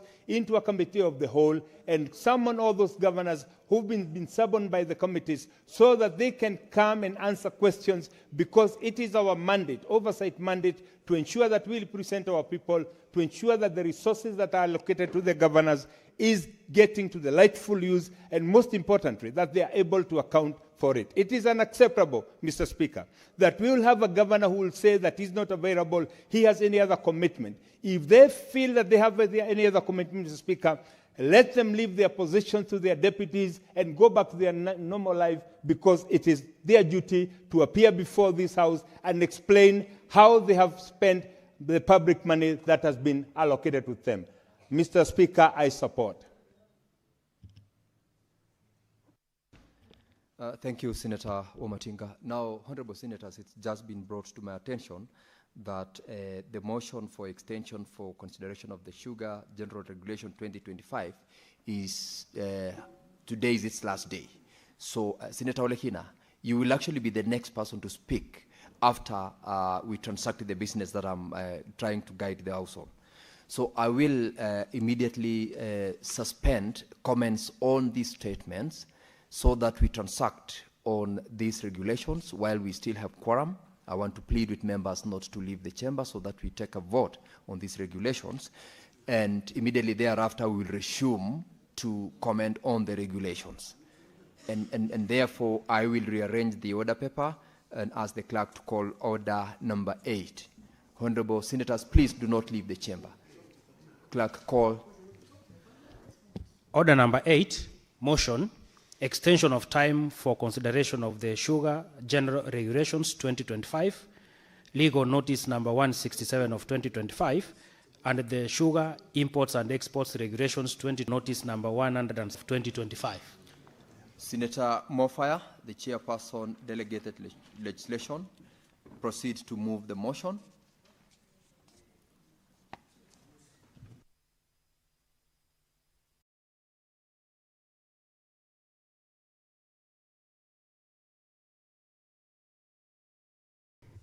Thank you, Honorable Speaker.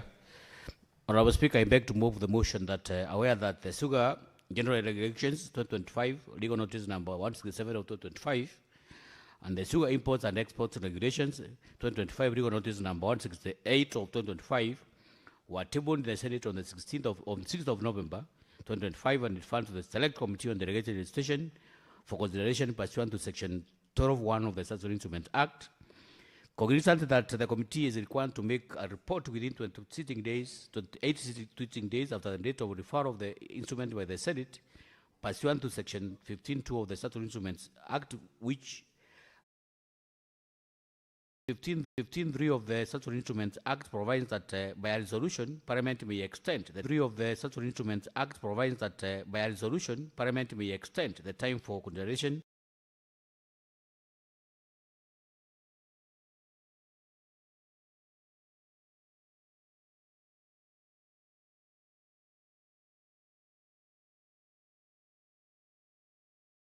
of a settlement by a period not exceeding 21 calendar days. Noting that the committee requires additional time to consider issues arising from stakeholders' consultations and to allow for further engagements on the regulations. Now, therefore, the Senate, pursuant to Section 15.3 of the Settlement Instruments Act, resolved to extend the terms for the consideration of the Sugar General Regulations 2025, Legal Notice Number 167 of 2025, and the Sugar Imports and Exports Regulation 2025 and Legal Notice Number 168 of 2025 for a further 21-day calendar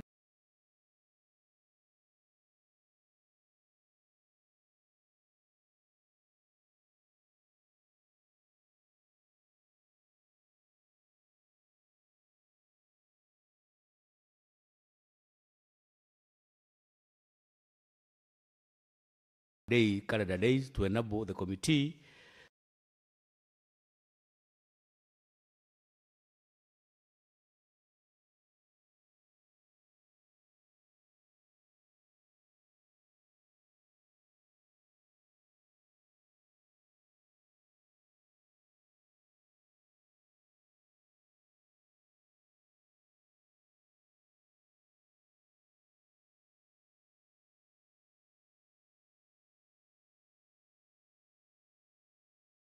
conclude its consideration and table its report on before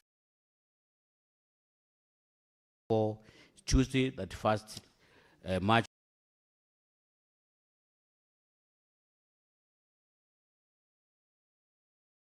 2026. I am begged to move, Honorable Speaker, and I request Honorable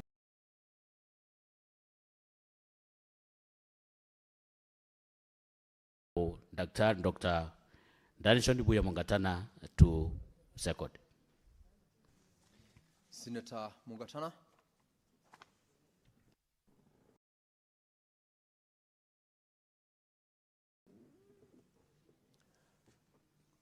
Mr. Speaker, I want to thank you for giving me the opportunity to second this motion. Mr. Speaker, this is that really seeks to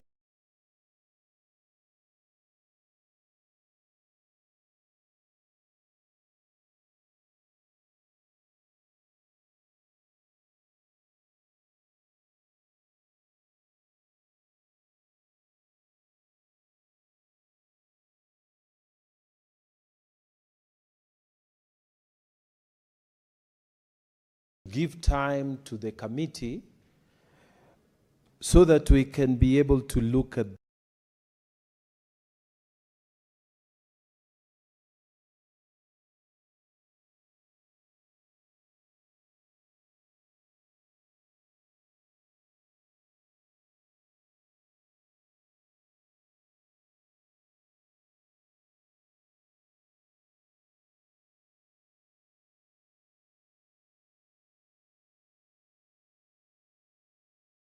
these sugar regulations 2025, legal notice number 167,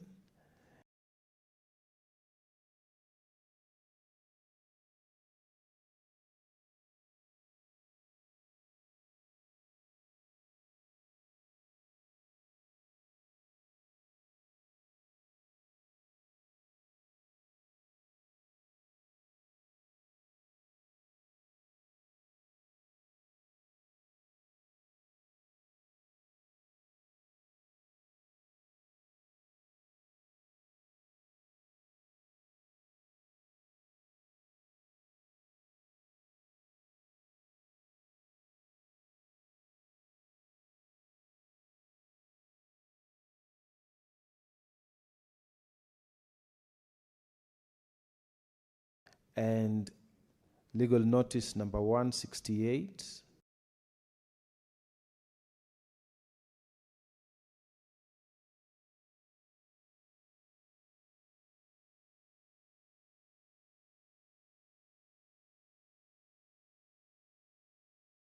Of 2025.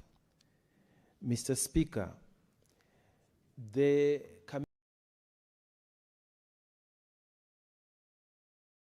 Committee, when we engaged with the T-board and the leadership,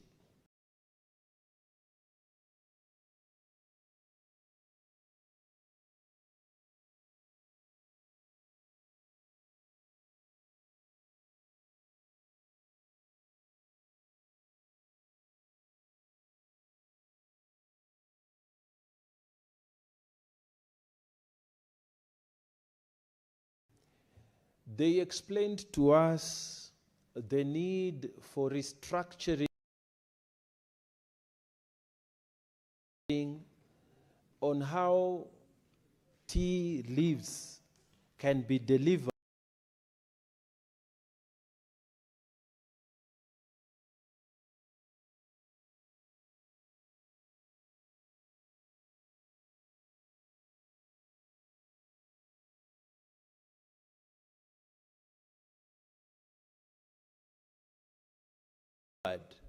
in a more effective manner than the way it is being done now. They also said that there are practices that need to be codified. What is happening on the ground is not what the regulations that the regulating the RMA, the regulating meeting body, was reflecting.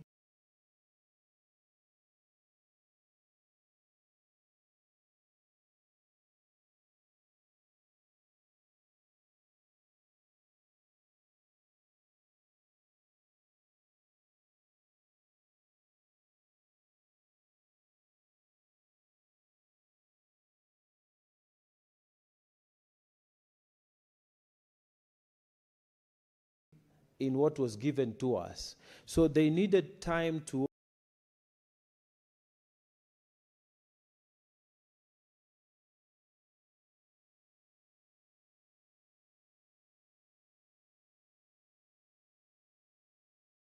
also look at what is practically happening on the ground and what needs to be codified in the regulation.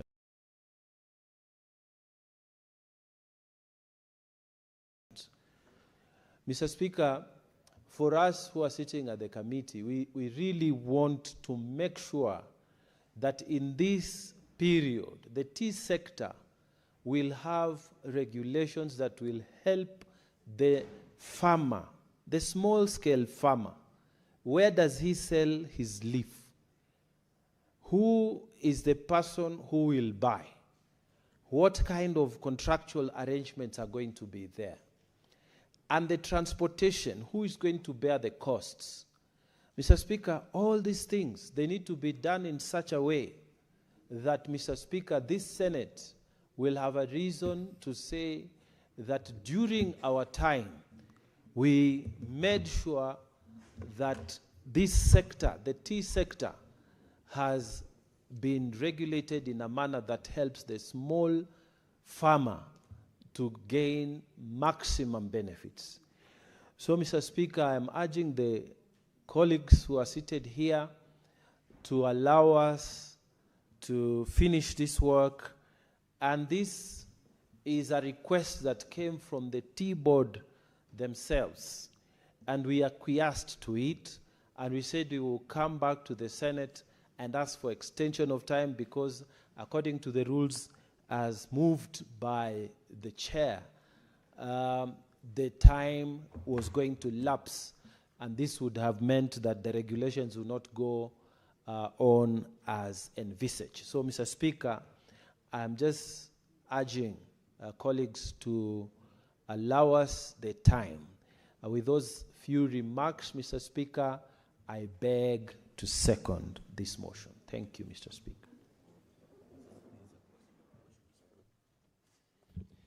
Senator Lemaletian, take the next seat to you.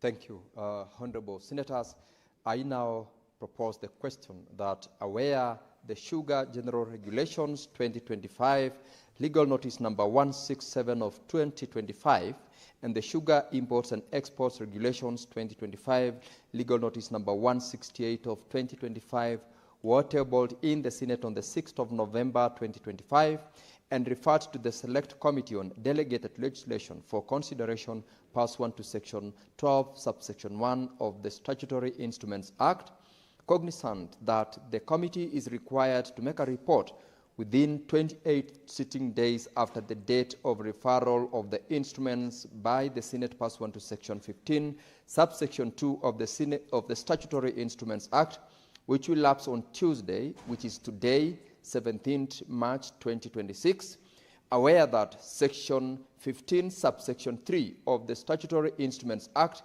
provides that by a resolution, Parliament may extend the time for consideration of a statutory instrument by a period not exceeding 21 calendar days, noting that the committee requires additional time to consider issues arising from stakeholder consultations and to allow for further engagement on the regulations. Now, therefore, the Senate, pursuant to Section 15, subsection 3 of the Statutory Instruments Act, resolves to extend the timeline for the consideration of the Sugar General Regulations 2025, Legal Notice number 167 of 2025, and the Sugar Imports and Exports Regulations 2025, Legal Notice number 168 of 2025, for a further 21 calendar days to enable the committee to conclude its consideration and table its report on or before Tuesday, 31st of March 2026. Senator Cherargei, Senator Murgor, you may take your seats. Minority Leader, please take your seat as well. Now, honorable members, having proposed the question, this motion is available for your comments. But it being a procedural motion, with your concurrence, I propose that I proceed to put the question.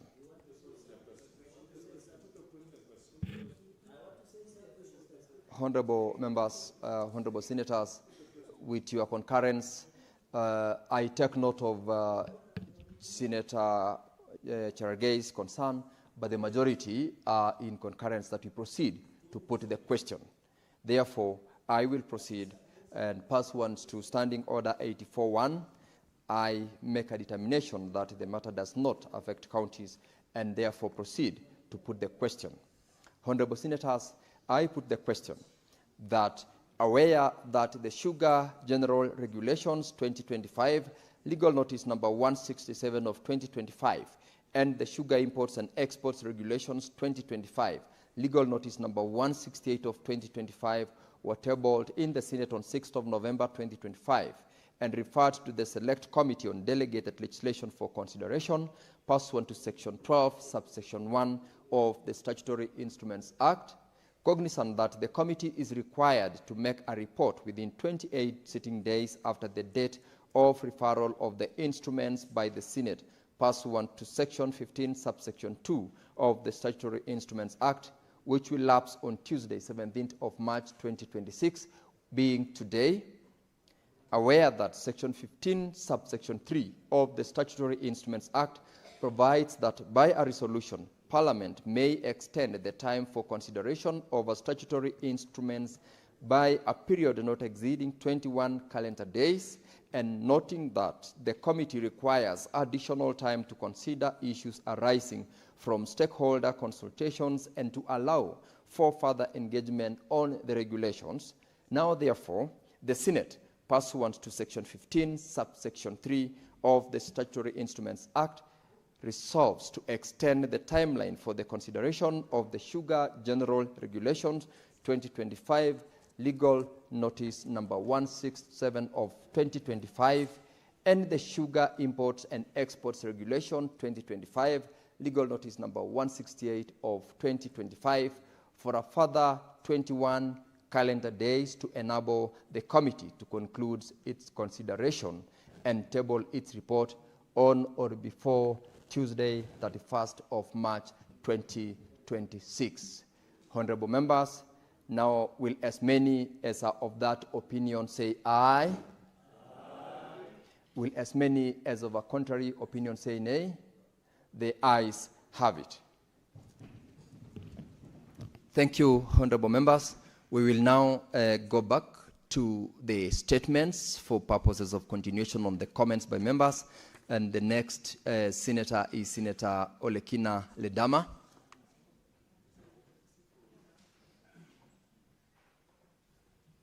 Thank you, Mr. Speaker. Mr. Speaker, I rise to make some brief comments on the statement by the Majority Leader on the absconsion of accountability by the governors. Mr. Speaker, accountability cannot be boycotted. And tonight, or this afternoon, I want to speak directly to the senators in this House, particularly the senators both in the PIC and PAC committees. There's no need for us to throw jabs at each other. There's no need for us to insult the governors or to speak very harsh with them. The only thing we need to do, Mr. Speaker, is for us to use the legal mechanism which is there. Their accountability is entrenched in the Constitution. When it comes to the issue of oversight, Senator Mr. Speaker. Olekina, there is a point of order from Senator Cherargei. I will allow him to raise the order. Give him the microphone. Proceed. Mr. Speaker, accuracy of facts at Standing Order 105.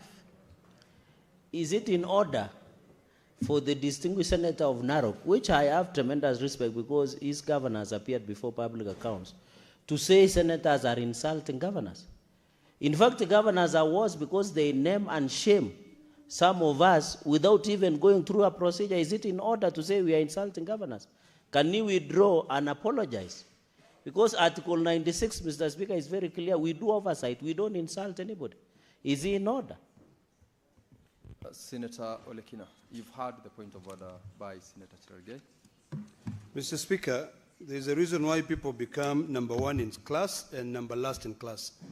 If the distinguished senator would be patient to listen to my submissions, then he will understand that I merely made a statement that say there's no need for us to throw jabs at each other. I never at any point made a statement that senators are insulting governors. So I think if we just pay attention, it would really help us a lot. Mr. Speaker, I will go back to my submissions. And Senate oversight is entrenched in the Constitution. Article 96, Article 125, Article 226, all the way to 228 demands for accountability. So when governors choose to ignore summons, we must then come back and ask ourselves, why are these governors ignoring these summons? Were the summons worded clearly? And what are the intended and unintended consequences of those summons? So, Mr. Speaker, I want to persuade Senator Moses Kajwang, who is the chairperson of CPAC, and Senator Otsotsi, the chairperson of PIC, to use the legal mechanism, which is already there, laid out clearly, to be able to call these governors to account. Accountability is personal. It is not collective. And that is one thing that these governors must be reminded. Mr. Speaker, can I please request for 3 minutes added because my time was interrupted? Thank you. Conclude your time first. You still have got Okay. 53 All right. seconds. Thank you, Then Mr. after Speaker. that, we will consider your request. Mr. Speaker, I think it's about time for us to start issuing summons. I am not of the opinion for us to call these governors to come to plenary. I think we have able committees that can be able to carry out the work that they have been given.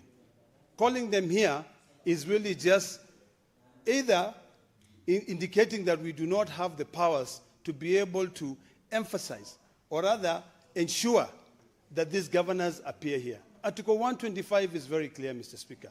The Senate, when a witness has the power to summon a witness anywhere in the world to appear before that committee to be able to respond. Article 226, subsection 5 of the Constitution is also quite clear. Give Senator Olekina 90 seconds. 90 seconds. Proceed. So I start now. Thank you, Mr. Speaker. Article 226, subsection 5. If a holder of a public office misappropriate funds, that person is liable, whether in office or outside office. So there's no point of us, really beating ourselves because these governors have decided not to appear. What is important is we must ask ourselves simple questions. When we summoned, were those summons worded clearly? Did they indicate the consequences? Mr. Speaker, we have a Parliamentary Powers and Privileges Act, Section 19, which is quite clear. It's got penalties. I believe the last time I checked is about 500,000, and we're about to amend it to 5 million shillings, and also 5 years in prison. Senator Olekina, Senator Samson Cherargei wants to inform you. Do you want to be informed? Absolutely. Proceed, Senator Fernandi. Thank you, my brother, Senator Ledama. And you spoke very well, by the way, when you were in the funeral. Thank you for that. Number two, Mr. Speaker, I wanted to inform Senator Ledama that we have always issued summonses, I think, to now 10 governors. And it is well worded that they must appear. So, and I'm happy that the governor of Narok did appear, Olentutu, but almost 10 governors, their summonses have been issued, including yesterday the governor of Nairobi, the governor of Kericho, and the governor of Kisii. So I thought my brother would benefit because we have already, under Powers and Privileges Act, I yield back my leader. Very well. Thank you, Senator. How much time do I have? You have got 60 seconds. 60 seconds. 45 seconds. Thank you, Mr. Speaker. Mr. Speaker, for me to conclude my submissions, let me just reiterate that accountability cannot be boycotted. Yes. You may run away from it today, but tomorrow, when you are sitting down in your manicured mansion under a tree, a beautiful umbrella tree, the law will catch up on you. Mr. Speaker, if you look at the PFM Act, and this is why I normally say, governors, they don't sign any checks. The people who sign these checks are the CEOs and the CCs are the ones who, CC of Finance, in fact, Mr. Speaker, is the head of Treasury.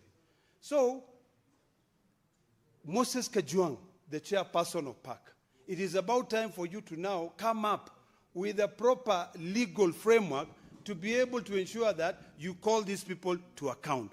Mr. Speaker, if I can... Your time is up, Senator Olekina. Minority Leader, Senator Madzayo. The chair has acceded to your request, and I want to give you the opportunity to proceed to comment.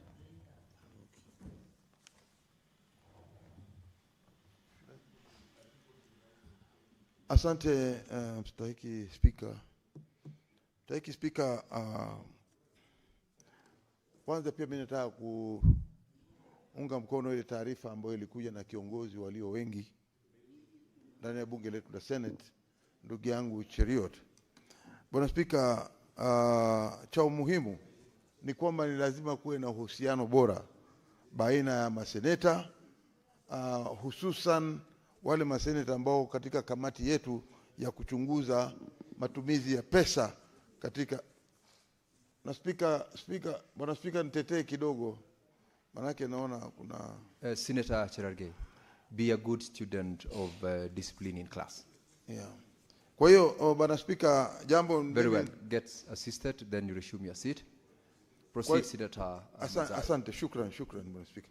Bwana Speaker, vile vile nataka kusema ya kwamba katika bunge la Senate na uongozi katika serikali zetu za mashinani ukiongozwa na magavana, inatakana kuwa na majukumu na kila mtu anajukumika kisheria na kikatiba. Kwa hiyo bwana Speaker, ni jambo la kusikitisha kwamba hivi sasa tuko katika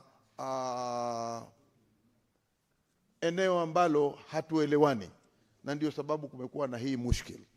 Lakini bwana Speaker, tutafanya bidii sisi kama viongozi wa bunge la Senate.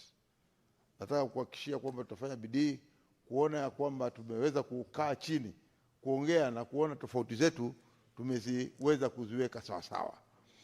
Bwana Spika, sioni kama kuna jambo lolote ambalo gavana akija katika bunge letu la Senate anaweza kuuliza swala ambalo hawezi kulijibu. Na pia vile vile tunasema kwamba kama ukipatiwa barua ya kwamba uje ndani ya bunge la Senate uweze kueleza mambo fulani fulani ambayo yanatokea katika utendakazi wako wa matumizi ya pesa, sioni kama ni jambo baya. Ni mtu kufika, ni gavana kufika na kuweza kujieleza, na akishajieleza inakuwa ndio hivyo. Unawachia sasa bunge la Senate kuandika ripoti yake. Kwa hiyo tusichukulie kama ni jambo ambalo tunataka hatua kali ichukuliwe ama namna gani. Ni utenda kazi, na kama utenda kazi wetu inaweza kwamba tunaweza kukaa na tukaweza kuongea. Ninayo imani na ninayo uhakika wa kwamba tunaweza kufaulu na hatimaye tukawa na mwelekeo mwema sote pamoja. Manake huyu akikunja ngumi, huyu akikunja ngumi, hasara inakuwa ni zile kaunti zetu za kule nyumbani. Mtaki Speaker, dakika 2 ama 1 kumalizia. I'll add you 1 minute, Senator Manzayo.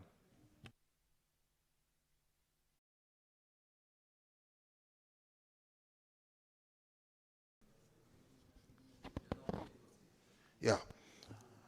Kwa hiyo Bwana Speaker, nasema ya kwamba yote 9, la 10 ni kwamba ni sharti magavana waje mbele ya kamati ya Senate ili waweze kujibu maswali yale ambayo yanahusikana na utumizi wa pesa, na hawawezi kusema kwamba hawatakuja kwa sababu katiba sivyo inavyosema. Katiba inasema ni lazima wale magavana waje mbele ya kamati ya bunge na waweze kusoa taarifa zao zile ambazo watakuwa wanaulizwa maswali na kujibu, na hatimaye ripoti kuandikwa kuhusikana na yale maswala. Asante Bwana Speaker.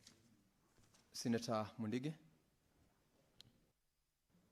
Asante Bwana Spika kwa kunipa nafasi niweze kuchangia mjadala unaendelea kuhusu magavana kuitwa kwa kamati. Mimi naunga mkono magavana wote wamekataa kuja waandikiwe barua waweze kuja kujibu maswali Bwana Spika, kwa sababu wakati tunapitisha pesa kwa mwaka sisi wote kaunti 47 huwa wanatulilia tuweze kuongezea pesa ndio ile mahitaji ya kaunti iweze kuendea njia ile mzuri. Aswa Bwana Spika, nashukuru sana pia kwa governor wa Embu County ambaye ni Sisiri, ambaye wakati hii mambo yote iliendelea amehudhuria mara 2 kukuja kujibu maswali. Akujali ile mambo ilikuwa mbele, aliona ni vizuri akiwa mwenyekiti wa UNDA akuja ajibu maswali. Kwa hivyo nikiwa senator wa Embu County nasema governor yoyote ambaye amekataa kuja kujibu swali ni vizuri akuja ajibu swali kuonekane kazi inafanyika namna gani. Asua governor wa Nairobi, kuna mambo mengi sana Bwana Speaker imefanyika. Kwa sababu nakumbuka mwaka jana ile kipindi ambayo ilifanyika pale wa Kenya Power, alienda akasukua takataka akaenda kufunga njia, hakujulikana iliendelea namna gani, wakatafuta dialogue. Lakini Bwana Speaker, wakati mvua imenyesha, si ndio mvua ni Mungu ameilete, lakini kuna mambo mengine tukua sisi wafanyikazi wa county kama governor kujua kama ni drainage iko namna gani, kama ni mambo imefanyika namna gani, kwa sababu tumeona magari mingi imepepwa na maji. Tumeona watu wengi wamekufa, hata watu wengine wa Embu walikuwa pale. Kwanza kijana mmoja alikuwa asindikishwa jana. Kwa hiyo Bwana Speaker, magavana kama governor wa Nairobi mpaka akuja ajibu maswali mambo ya drainages. Ukiangalia Bwana Speaker, county ya Nairobi inaendelea vizuri. Mambo ya kuwa watu ni wengi, magari ni mingi, angevaa kuja njipu mambo ya parapara itatengenezwa namna gani, kama ni dual carriage, kama ni bypass itakuwa namna gani. Pia nikimalizia Bwana Speaker, county ya Nairobi ndio sisi wote ni kama mama wetu au baba wetu, na tunajua county ya Nairobi ndio kubwa sana ambayo iko na deni ya bilioni 100,000 na watu wengi contractors wamekufa, wengine wameshotwa mali na wameteseka. Kwa hiyo Bwana Speaker, naunga mkono magavana waitwe, na gavana wa kwanza kuja kujibu ni governor wa Nairobi. Pia vice chairperson wa governors ambaye ni governor wa Tharaka Nithi ambaye alikuwa anjipiga kifua ni njia mbaya sana katika Mount Kenya, akiwa anjipiga kifua. Tunataka kuona hata kama ameitwa na kamati. Asante Bwana Spika, naunga mkono. Senator Manzo Daniel Kitonga. Thank you, Mr. Speaker. Mr. Speaker, I would like to comment on the killings by police. And as you have heard from the statement requested by Honorable Cherengai, the incident at the University of Nairobi, Kikuyu campus, the incident in what has happened recently in Edio Kechis County, and many other incidents, Mr. Speaker, including attacks on politicians, and nothing happens at all. Mr. Speaker, there must be a way the Constitution is fulfilled in this. It is not just about compensation to young people who get killed by police, either intentionally or accidentally. Mr. Speaker, under the law, there can only be a misadventure or somebody with intention or carelessly or negligently kills another person. Therefore, in the current situation, there is no case of misadventure.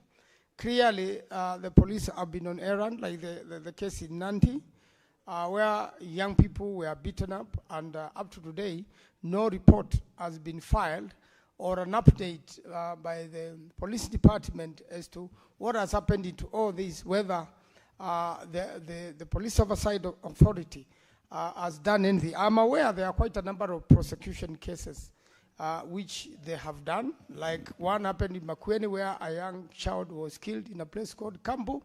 The police officer now has been arrested and in fact has been denied bail by the High Court in Makueni for having threatened witnesses just before he was arrested by IPOA. And I think that particular case is commendable. I personally pushed for it. When this lady who had been arrested, her child was beaten up to death by a police officer in the Cambo police post. And now I'm happy some justice is happening. But there are other more than 100 cases, Mr. Speaker, where we need to see action, and especially where Mandamano was involved.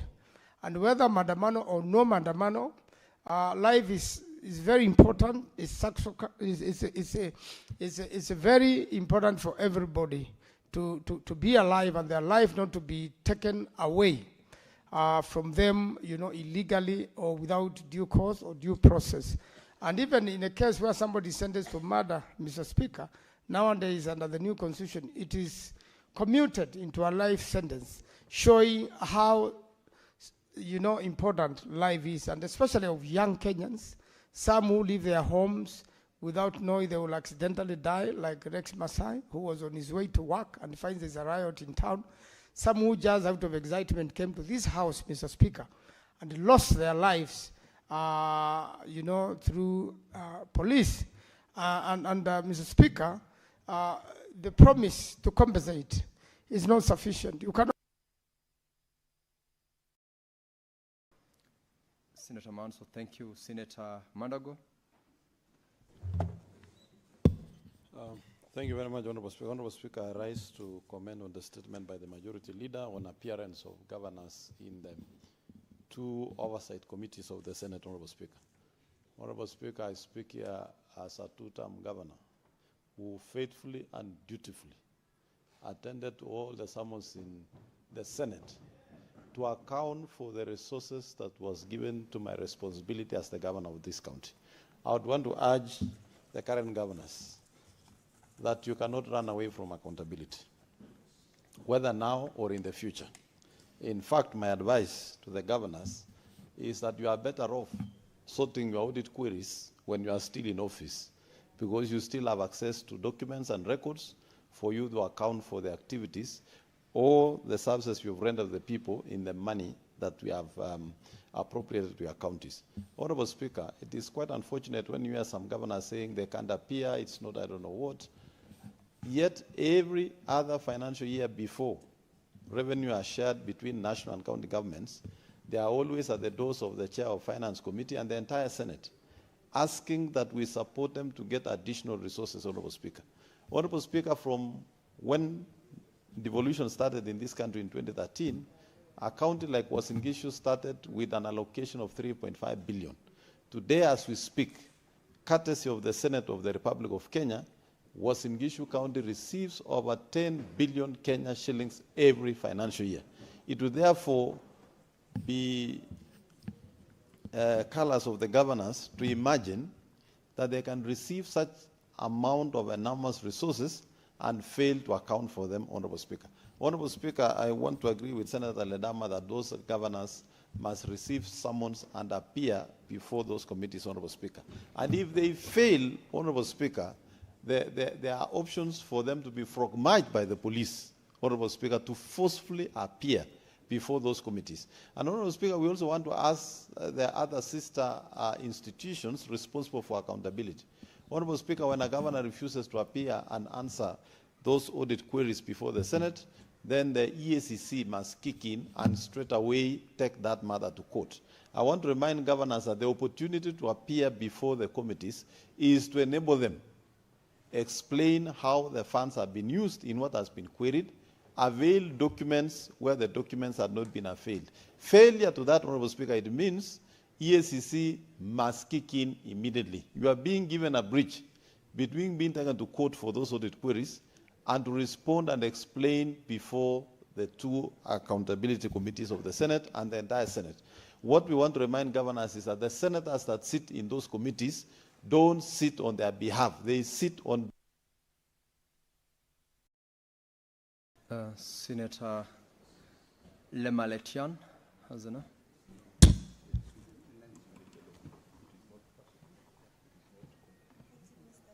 Thank you, Mr. Speaker.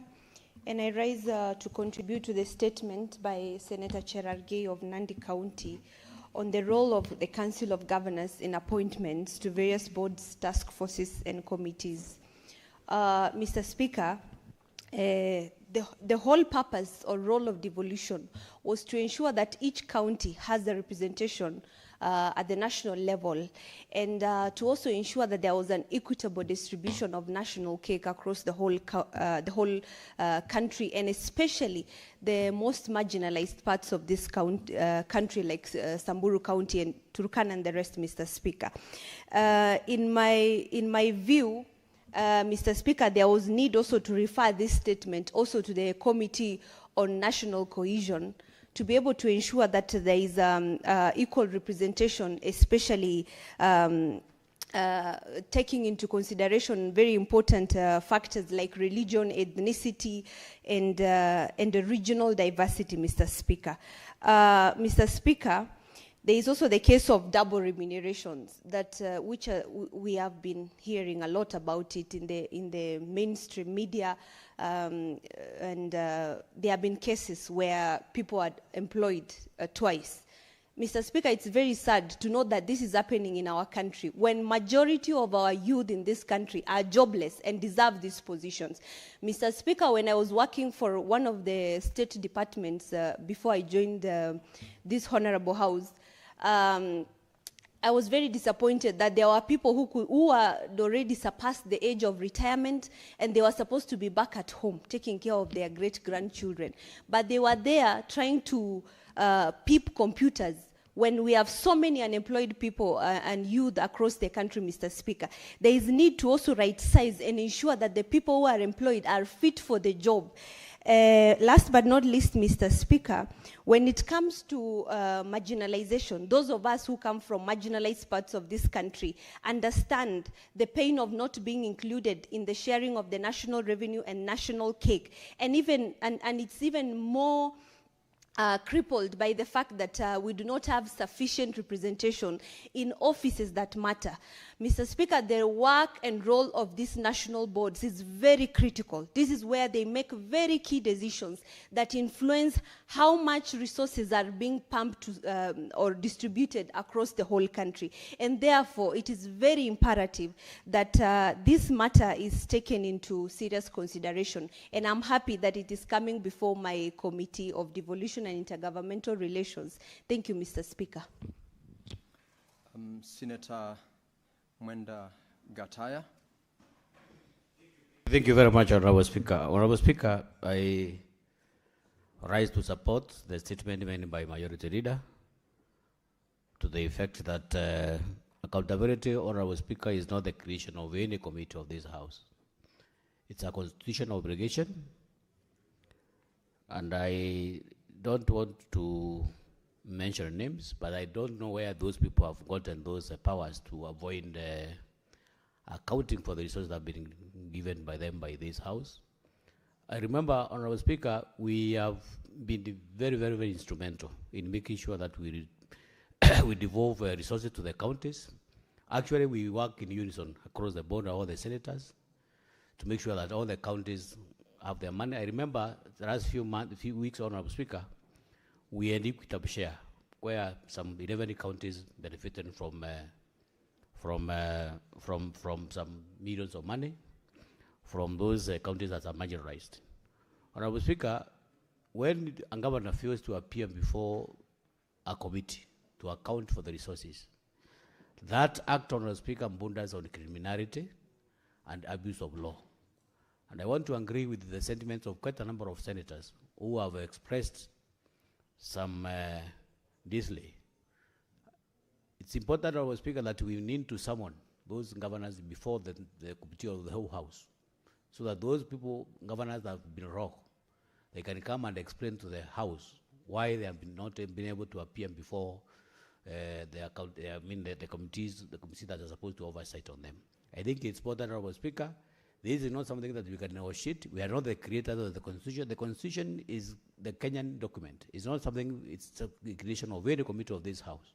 So when a governor fails to appear before any committee to account for the resources that have been given to them by the Constitution, by this committee, that one borders on criminality, it borders on abuse of law, and we must compel those governors to appear before those relevant committees to say what on behalf of the people that represent their respective counties. I support Honorable Speaker. Senator John Muhia Methu. Thank you very much, Mr. Speaker. I want to comment on this statement that has been sought by the Leader of Majority. And thank you very much, Mr. Speaker, for indulging us to make comments on this. Mr. Speaker, sir, it has never and it shall never be a favor or a privilege to the Senate for a governor to appear to answer questions that have been raised by the Auditor General. And Mr. Speaker, sir, sometimes many people confuse many things. We are not the first and we are not the primary. We don't hold the primary responsibility on audit on counties, Mr. Speaker. This is audit that has already been carried out by the Office of the Auditor General. There are documents that have been asked by the Auditor General, and you are not able to provide them. That is where it is raised as an audit query. So if governors are really as clean as they purport to be, they would have provided the documents at the first point of audit, because once you provide those the documents at the point of audit, you get unqualified audit opinions, Mr. Speaker, and it is not a feat that has not been achieved. I think the governor from Makueni has already achieved this particular feat. So therefore, you should not even be disturbing the Senate that you are appearing or not. Why don't you first provide these documents because they have been sought for? And Mr. Speaker, sir, it cannot be, and we must compel governors to appear before the Senate. We have to use every available tool to ensure that we have governors appear before the Senate. And as it has been aptly put by some of my colleagues, Mr. Speaker, in fact, why I find this statement a bit defective is we are speaking of them appearing before CPAC, Mr. Speaker. This is a chronic disease across all committees, both the CPIC, in the other committee that you people drew me to, the Committee on Education. We were expecting to have the governor. I think the governor for Isiolo yesterday, he didn't appear. And Mr. Speaker, sir, it is the governors are refusing to appear before the Senate through its committees, Mr. Speaker. And I've been able to just scan through the Constitution. And, Mr. Speaker, if there's one word that has been repeated consistently, Mr. Speaker, including Chapter 13 of public service, in terms of values and principles of public service, one of them, Mr. Speaker, is efficient, effective, and economic use of resources. Another is accountability for administrative acts. Another one is transparency and provision to the public of timely and accurate information. Mr. Speaker, sir, what the Senate is asking for is the documents of expenditure that has happened in all our county governments, Mr. Speaker. And Mr. Speaker, as I wind up my thoughts on this particular matter, Mr. Speaker, it cannot be that the governors are our friends. They give Senator Methu 30 seconds to conclude. Thank you very much, Mr. Speaker. It cannot be, Mr. Speaker, that governors are foaming in the mouth when they are telling us to push the allocation, the equitable allocation from the national government, Mr. Speaker, to 450 billion, 500 billion, and when they get the money, they don't want to account for that money, Mr. Speaker. We must ensure that we force them, and the word is force, we must force them to appear before the Senate so that they can come and say, what have you been doing, all this money that you're sending to your counties? I thank you, Mr. Speaker. Lastly, I'll allow the chairperson of CPAC committee, Senator Kajwang, to comment on this statement or any other statement for that matter that was earlier on raised. Senator Kajwang. Thank you, Mr. Speaker. Mr. Speaker, I deliberately chose to speak last because I wanted to get the advice and counsel of my colleagues. And I've taken a lot of points from members of this Senate on how we should proceed with this matter. I'd like to thank the majority leader for seeing it fit to issue that statement. When this matter first came up, I made it very clear that it is not a personal matter. It is not about certain individuals that sit in certain committees. It is an institutional matter where another institution sits down and looks for loopholes and backdoors that they can use to avoid being held accountable. Mr. Speaker, I want to thank your office and the leadership of this House for never at any point making this an issue about the personalities in various committees, but an issue about the institution of the Senate. As a chair of the Public Accounts Committee, I am aware that I hold that position in trust. It is this House that has mandated me to be the chair of that committee. I will take the advice, I will take the proposal made by the majority leader that if a governor refuses to come and you send the police to arrest them and bring them, and the police decide not to do so, we are not powerless. We have power as a House that writes laws, a House that divides revenue, a House that allocates revenue, a House that determines the formula, a House that writes laws cannot be powerless in the face of a small group of governors who have decided to exercise impunity. And so I want to assure the House that we shall take proper legal advice. The Minority Whip has asked us to ensure that everything we do is lawful, and we shall ensure that everything we do is within the confines of the law. We shall look at jurisprudence, if there have been any court decisions in the past that can guide our actions and subsequent recommendations to the House.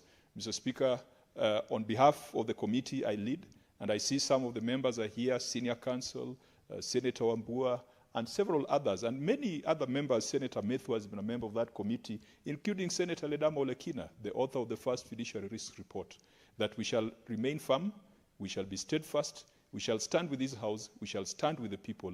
Ultimately, the money that goes to counties does not go to the pockets of governors, it goes to provide medication, seed, fertilizer, and all those other public goods that our people deserve.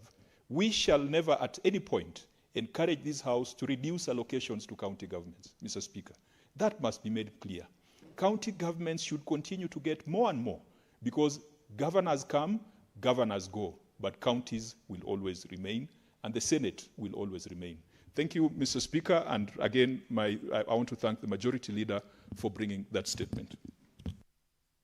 Now, Honorable Senators, that brings us to the end of comments to the statements. And for purposes of further processing the business of the House, I will rearrange the order paper and call order number 20. Clerk, please call out order number 20. Order number 20, the Health Amendment Bill, Senate Bills number 12 of 2025, second reading.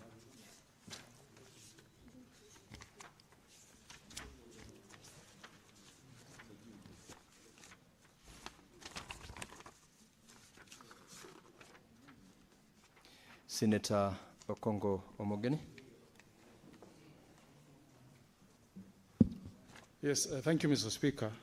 Mr. Speaker, I'm moving the Health Amendment Bill 2025. Mr.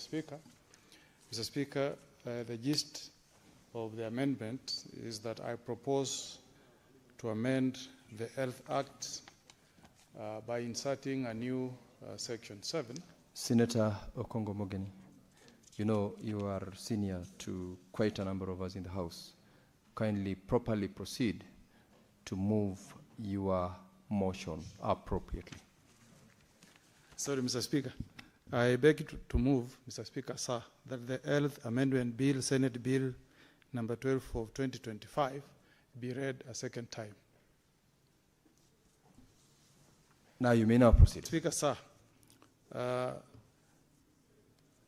the amendment, Mr. Speaker, proposes to amend the Health Act 2025, Mr. Speaker, by inserting a new Section 7A to address a number of issues affecting those who are not able to pay medical bills that are incurred in our public hospitals and in some cases in our private hospitals.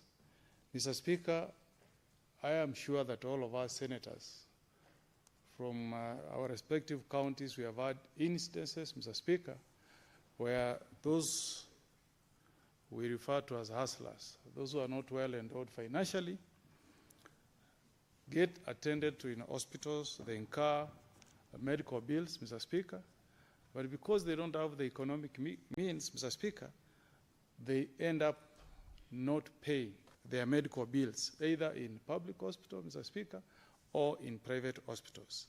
And Mr. Speaker, what has been happening, which is very unfortunate, Mr. Speaker, is that have resorted to recovering their debts by either detaining patients, in some instances, detaining mothers and their young children in hospital as a way of holding them in lien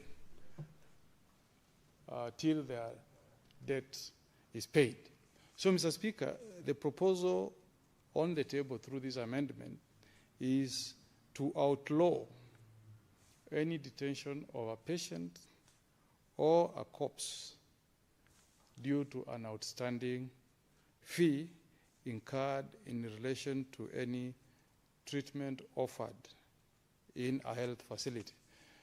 And Mr. Speaker, to make that proposed amendment effective, Section 7A, subsection 2, Mr. Speaker, proposes that anybody who is in charge of a health facility who contravenes that section that outlaws detention commits an offense.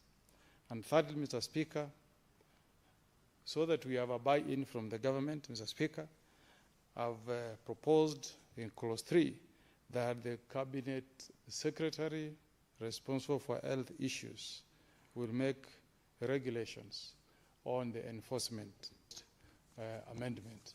Mr. Speaker, I want to emphasize before the honorable senators here that this amendment is anchored on a number of constitutional rights that are guaranteed in our Constitution 2010. Mr. Speaker, we all know that when the 2010 Constitution was enacted, it created a very vibrant Bill of Rights, Mr. Speaker.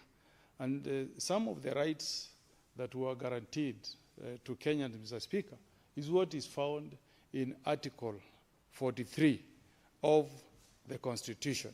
Mr. Speaker, I don't want to read the entire of Article 43, but in a nutshell, Mr. Speaker, Article 43 states that every Kenyan is entitled to a right to the highest attainable standard of health, including the right to access health services. Mr. Speaker, this right belongs to the rich, to the mighty, and to the poor, Mr. Speaker, or to the less privileged within our society, Mr. Speaker.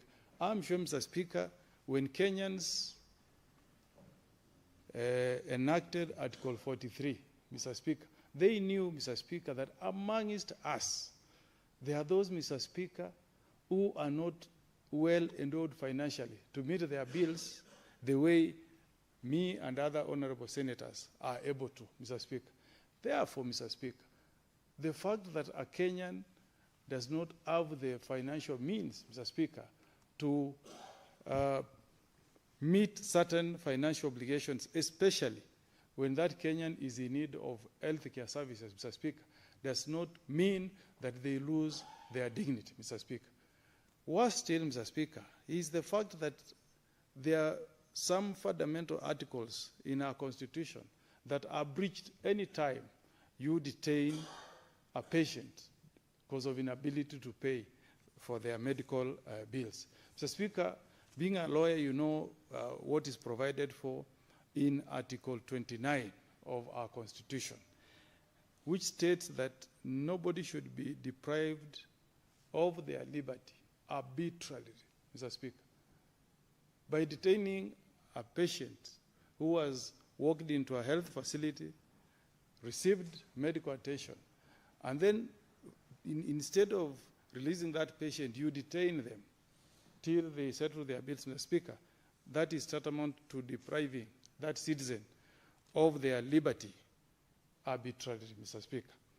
Second, Mr. Speaker, Article 28 of our Constitution, Mr. Speaker, obligates all of us Kenyans to ensure that any treatment that we vest on any Kenyan incorporates human dignity, Mr. Speaker, so that anything that is inherently degrading to any Kenyan is a clear violation, Mr. Speaker, of Article 28 of our Constitution, Mr. Speaker.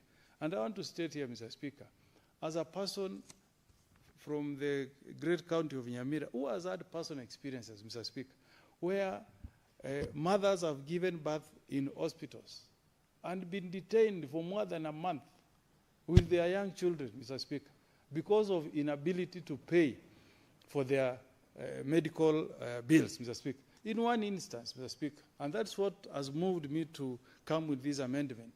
A poor mother, Mr. Speaker, was detained, and I don't want to give her names because I want to respect the dignity of that Kenyan, Mr. Speaker, was detained in an hospital, but because she was not able to pay for her bills, Mr. Speaker, she was forced to sleep on the floor with her child, Mr. Speaker, because the hospital was saying only those patients that are able to pay their bills will be allowed to enjoy the facilities of a bed and a mattress, Mr. Speaker.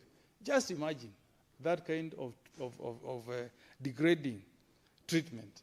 In another instance, Mr. Speaker, I had to intervene, Mr. Speaker, when our National Referral Hospital detained a patient, Mr. Speaker, who was knocked down by a vehicle, rushed by the police to Kenyatta National Hospital for emergency treatment, Mr. Speaker, after staying in that hospital for a record 58 days, Mr. Speaker. That poor Kenyan incurred a bill of 1.7 million shillings.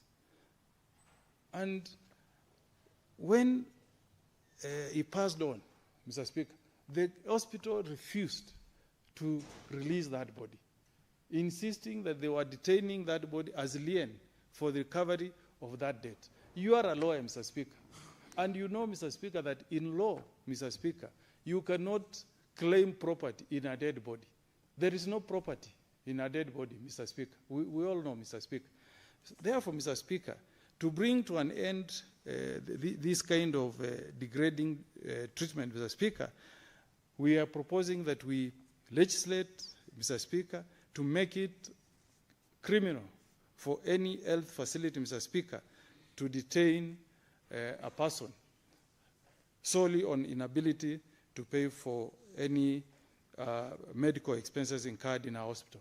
Mr. Speaker, I know that as a country, we are moving towards universal health coverage, Mr. Speaker. You and I, Mr. Speaker, pay a lot of money towards SHA because we want to contribute for those who are not able to pay for their either insurance or for getting that SHA card, Mr. Speaker. Mr. Speaker, you know that you, I, and every other senator, every month, we contribute a whopping 43,000 shillings Mr. Speaker. While there are Kenyans who pay as low as 800, we pay more, Mr. Speaker, to ensure that these poor Kenyans, Mr. Speaker, the less privileged in society, can enjoy from our contributions, Mr. Speaker. Therefore, really there is no justification, Mr. Speaker, for us as a parliament continuing to see the kind of suffering that Kenyans go through. Mr. Speaker, what I've stated this afternoon that is incorporated in our constitution is also backed by best international standards and many other international conventions. Mr. Speaker, we all know that under Article 2, Sub-Article 6 of our Constitution, any treaty or any convention that has been ratified by Kenya shall form part of our laws, Mr. Speaker. That's in the Constitution. Mr. Speaker, the International Convention on Civil and Political Rights that has been ratified by Kenya, our country, in Article 11, states very clearly that no one shall be imprisoned merely for inability to pay a debt or discharge a contractual obligation, Mr. Speaker.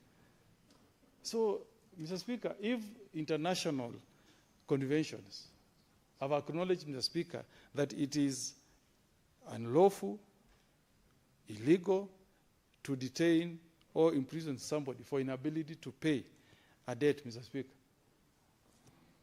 on what basis can a hospital, Mr. Speaker, purport to detain a patient or a corpse, Mr. Speaker?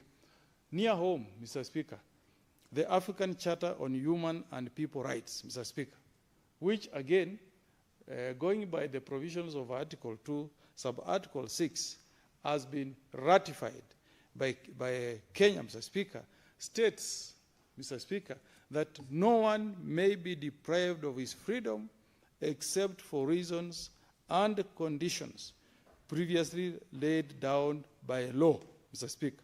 In particular, and I lay more emphasis there, no one may be arbitrarily detained, Mr. Speaker. So by us allowing our health facilities to detain any Kenyan purportedly due to inability to pay for their medical expenses, Mr. Speaker, we are contravening our constitution, we are contravening international conventions that we have ratified as a country, Mr. Speaker, and every act, Mr. Speaker, done by those hospitals is unconstitutional, Mr. Speaker. Further, Mr. Speaker, there is no law. I've gone through all our statutes, Mr. Speaker. There is no law that allows anybody to detain another person as a means of debt recovery. There is no law, Mr. Speaker, to that effect. There is an option, Mr. Speaker, for hospitals to recover those debts. You can sue for a civil debt, Mr. Speaker. If the person refusing to pay is in a well-paying job, Mr. Speaker, you can garnish their salary, Mr. Speaker. You have all those options. In fact, Mr. Speaker, the issues I'm raising this afternoon as I move this amendment have been tested in our courts of law, Mr. Speaker.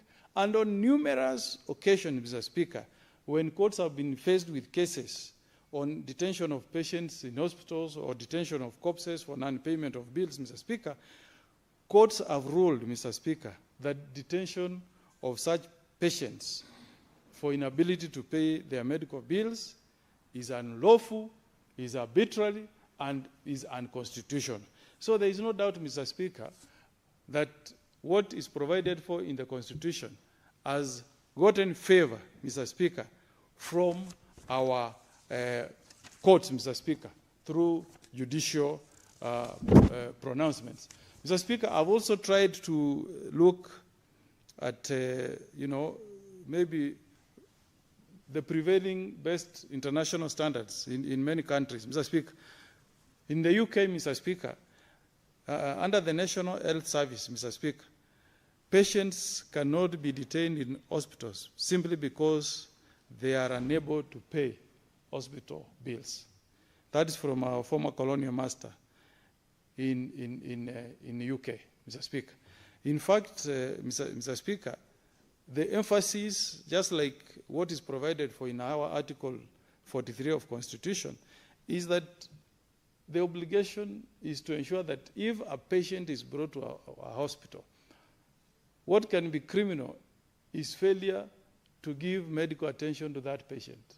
That's what can be criminalized, but not the idea of saying somebody came, got treatment, and is not able to pay their medical bills. Mr. Speaker, in the UK, hospitals do not have the legal power to detain a patient for unpaid medical bills. None at all, Mr. Speaker. Even if you go to Google or internet, Mr. Speaker, you will not find any instance where a hospital in UK, Mr. Speaker, has detained